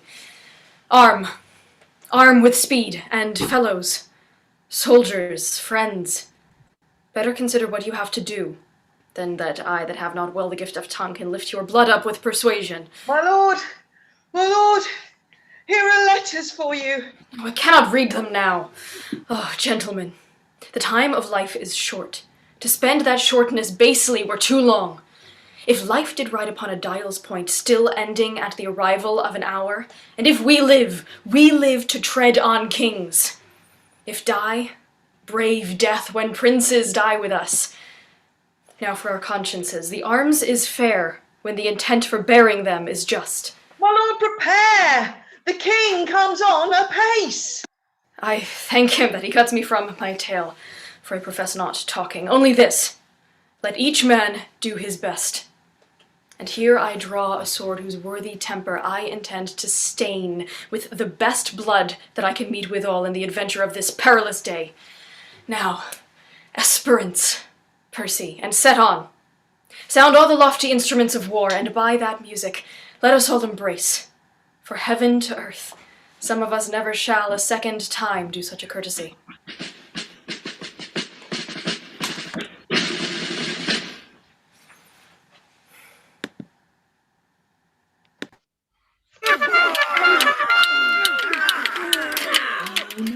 What is thy name that in battle dost thou crossest me? What Know that honour my dost name thou is seek upon Douglas? my head? And I do haunt thee in the battle thus, because some tell me that thou art a king. They tell thee true. The Lord of Stratford, dear today, hath bought thy likeness, for instead of thee, King Harry, this sword hath ended him. So shall it thee, unless thou yield thee as a prisoner. I was not born to yield, thou haughty Scot, and thou shalt find a king that will revenge Lord Stafford's death. Yeah.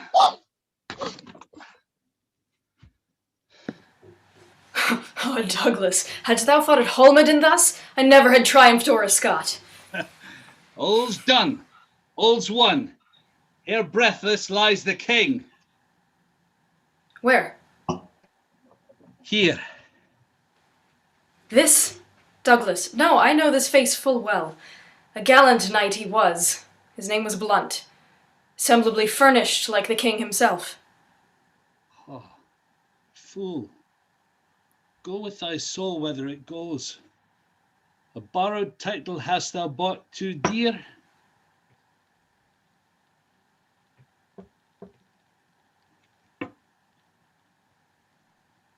Why didst thou tell me that thou wert a king? The king hath many marching in his coats. Now by my sword I will kill all his coats.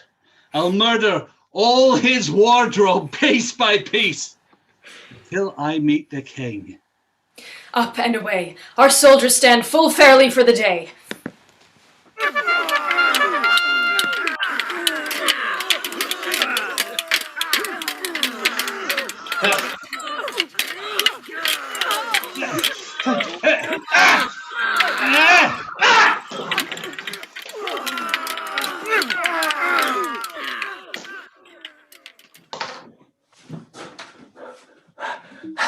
Though I could escape shot free at London, I fear the shot here. Here's no scoring but upon the pate. Soft. Who are you? Sir Walter Blunt. There's honour for you. Here's no vanity. Oh, I am as hot as molten lead and as heavy too. Oh, heaven keep lead out of me. I need no more weight than mine own bowels. I have led my ragamuffins where they are peppered. There's not 3 of my 150 left alive. And they for the town's end to beg during life. But who comes here? What? Standst thou idle here? Lend me thy sword. Many a nobleman lies stark and stiff under the hoofs of vaunting enemies, whose deaths unrevenged. Prithee, lend me thy sword. Oh, Hal, I prithee. Give me leave to breathe a while. Turk Gregory never did such deeds in arms as I have done this day. I have paid Percy. I've made him sure. He is indeed, and living to kill thee. I prithee, lend me thy sword. Nay, how? Well, is Percy be alive? Oh, thou get's not my sword, but take my pistol if thou wilt. Give it me. What? Is it in the case? Aye, how? He's hot. He's hot. As that will sack a city. What? Is it a time to jest and dally now? Well, if Percy be alive, I'll pierce him if he do come in my way, so. If he do not, if I come in his willingly, well, let him make a carbonado of me. I like not such grinning honour as Sir Walter hath.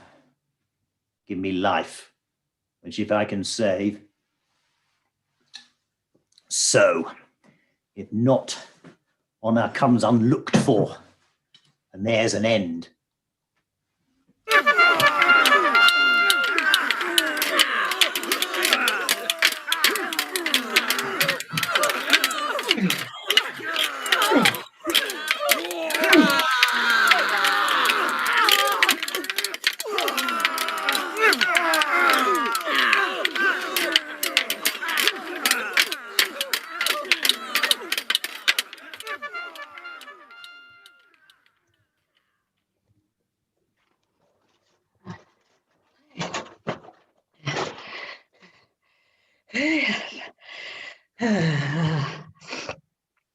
Prithee, Harry, withdraw thyself. Thou bleedst too much. Lord John of Lancaster, go you with him. Not I, my lord, unless I did bleed too. I beseech your majesty, make up, lest your retirement do amaze your friends.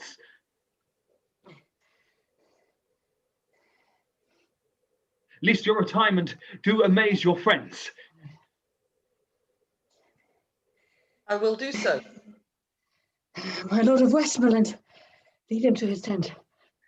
Come, my lord, I'll lead you to your tent. Lead me, my lord. I do not need your help.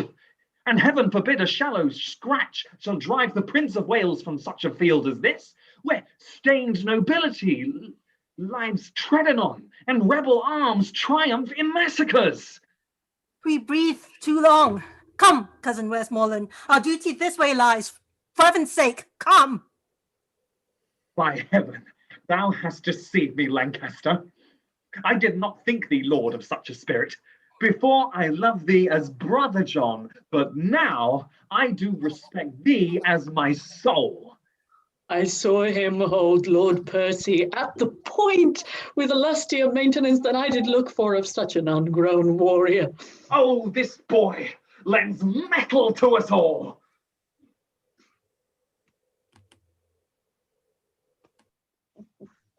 Another king? Oh, they grow like Hydra's heads. I am the Douglas, fatal to all those that wear those colours on them. What art thou that counterfeits the person of a king? The king himself, who, Douglas, grieves at heart so many of his shadows thou hast met, and not the very king. I have 2 boys, seek Percy and thyself about the field. But seeing thou fall'st on me so luckily, I will essay thee. So defend thyself. I fear thou art another king, a counterfeit. And yet, in faith, thou bearest thee like a king. But mine, I am sure thou art, where'er thou be.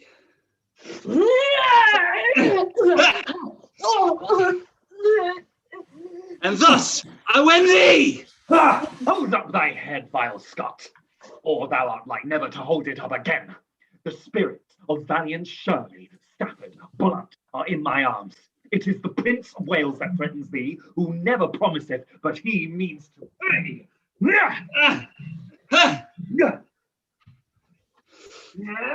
Yes.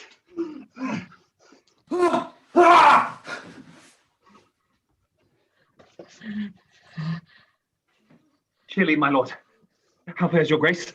Sir Nicholas Gawsey hath for succour sent, and so hath Clifton. I'll to Clifton straight. Stay, and breathe a while.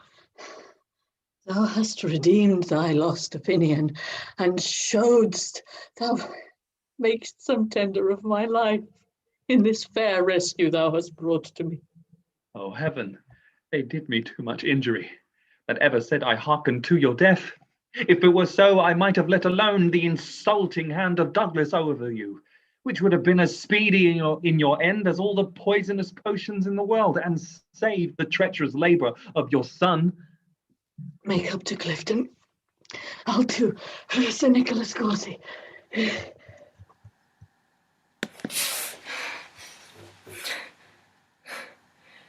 I mistake not, thou art Harry Monmouth. Thou speakest as if I would deny my name.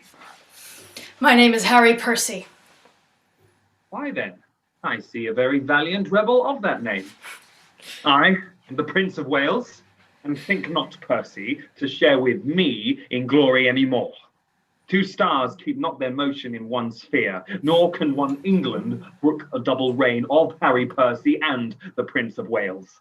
Nor shall it, Harry, for the hour is come to end the one of us. And would to heaven thy name in arms were now as great as mine. I'll make it greater ere I part from thee, and all the budding honours on thy crest I'll crop, to make a garland for my head. I can no longer brook thy vanities.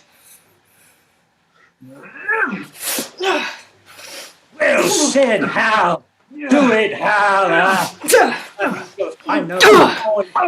Yeah, I can do that.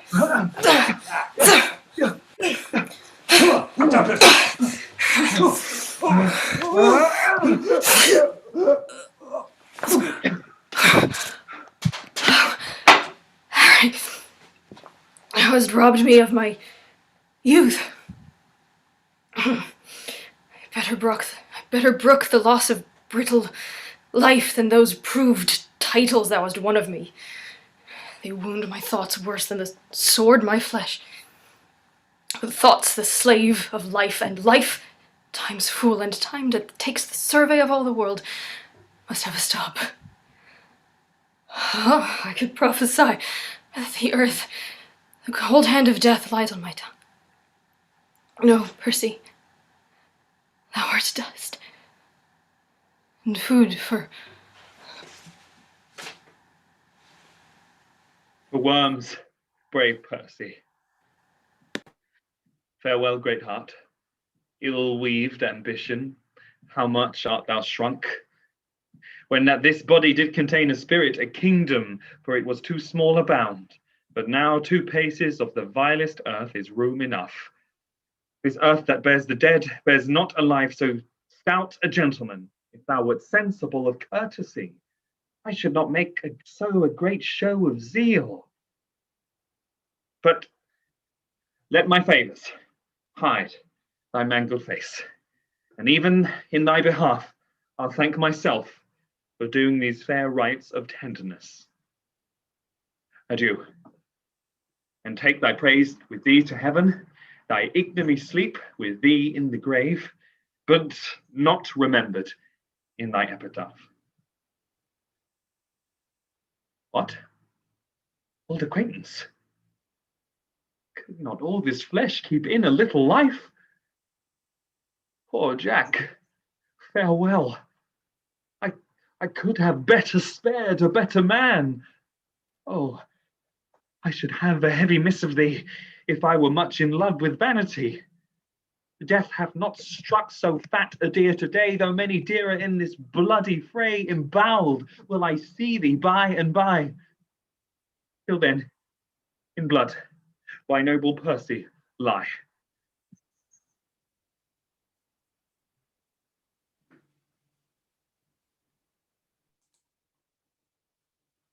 Embowelled?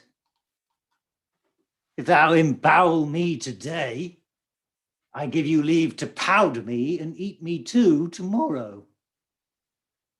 Oh, 'twas time to counterfeit. Well, that hot termagant Scot had paid me Scot and lot too. Counterfeit? Well, I am no counterfeit. To die is to be a counterfeit. For he is but the counterfeit of a man, who hath not the life of a man. But a counterfeit dying, when a man thereby liveth, is to be no counterfeit, but the true and perfect image of life indeed. The better part of valour is discretion. Which better part? I've saved my life. I'm afraid of this gunpowder Percy, though he be dead. How if he should counterfeit too and rise? I'm afraid he would prove the better counterfeit. Therefore, I'll make him sure. Yeah. And I'll swear I killed him. Why may not he rise as well as I? Nothing confutes me but eyes, and nobody sees me. Therefore, Sirrah, with a new wound in your thigh,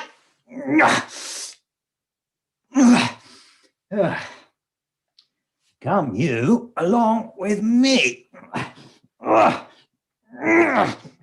brother John, full bravely hast thou fleshed thy maiden sword. But soft. Who have we here? Did you not tell me this fat man was dead? I did. I saw him dead, breathless and bleeding on the ground. Art thou alive?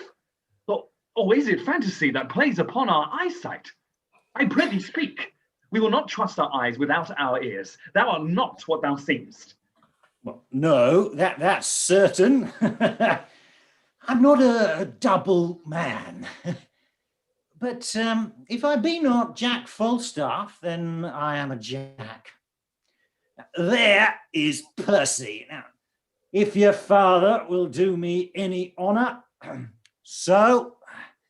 If not, let him kill the next Percy himself.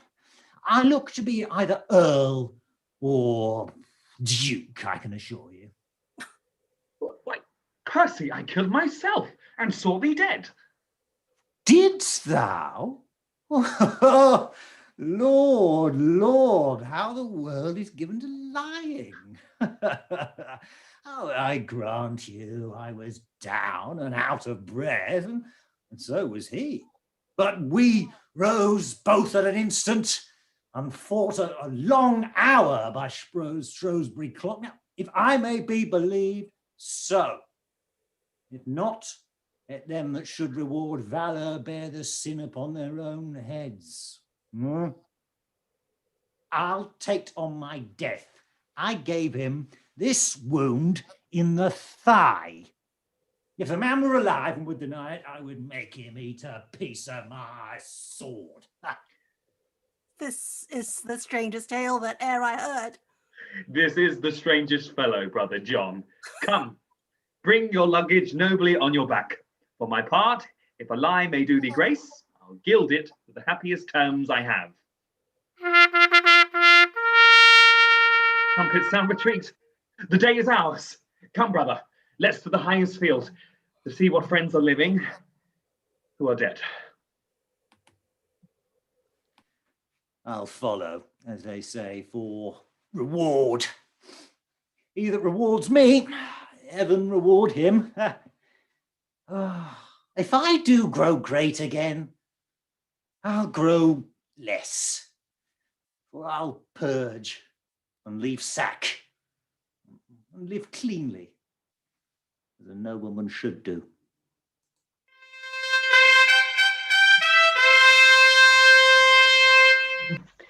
Thus ever did rebellion find rebuke. Ill-spirited Worcester, did we not send grace, pardon, and terms of love to all of you? And wouldst thou turn our offers contrary, misuse the tenor of thy kinsman's trust? 3 knights upon our party slain today, a noble earl, and many a creature else had been alive this hour, if like a Christian thou hadst truly borne betwixt our armies true intelligence. What I have done my safety urged me to, and I embrace this fortune patiently, since not to be avoided it falls on me. Worcester to death, and Vernon to other offenders we will pause upon. How goes the field? The noble Scot Lord Douglas, when he saw the fortune of the day, quite turned from him. The noble Percy slain, and all his men, upon the foot of fear, fled with the rest. And falling from a hill, he was so bruised that the pursuers took him. At my tent, the Douglas is, and I beseech your grace, I may dispose of him. With all my heart. Then, Brother John of Lancaster, to you this honourable bounty shall belong. Go to the Douglas, and deliver him up to his pleasure, ransomless and free. His valour, shown upon our crest today, hath taught us how to cherish such high deeds, even in the bosom of our adversaries.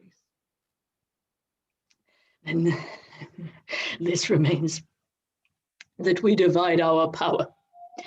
You, son John, and my cousin Westmoreland towards York shall bend you with your dearest speed to meet Northumberland, and the prelate Scrope, who, as we hear, are busily in arms. Myself and you, son Harry, will towards Wales to fight with Glendower and the Earl of March. Rebellion in this land shall lose his way, meeting the check of such another day. And since this business so fair is done, let us not leave till all our own is won.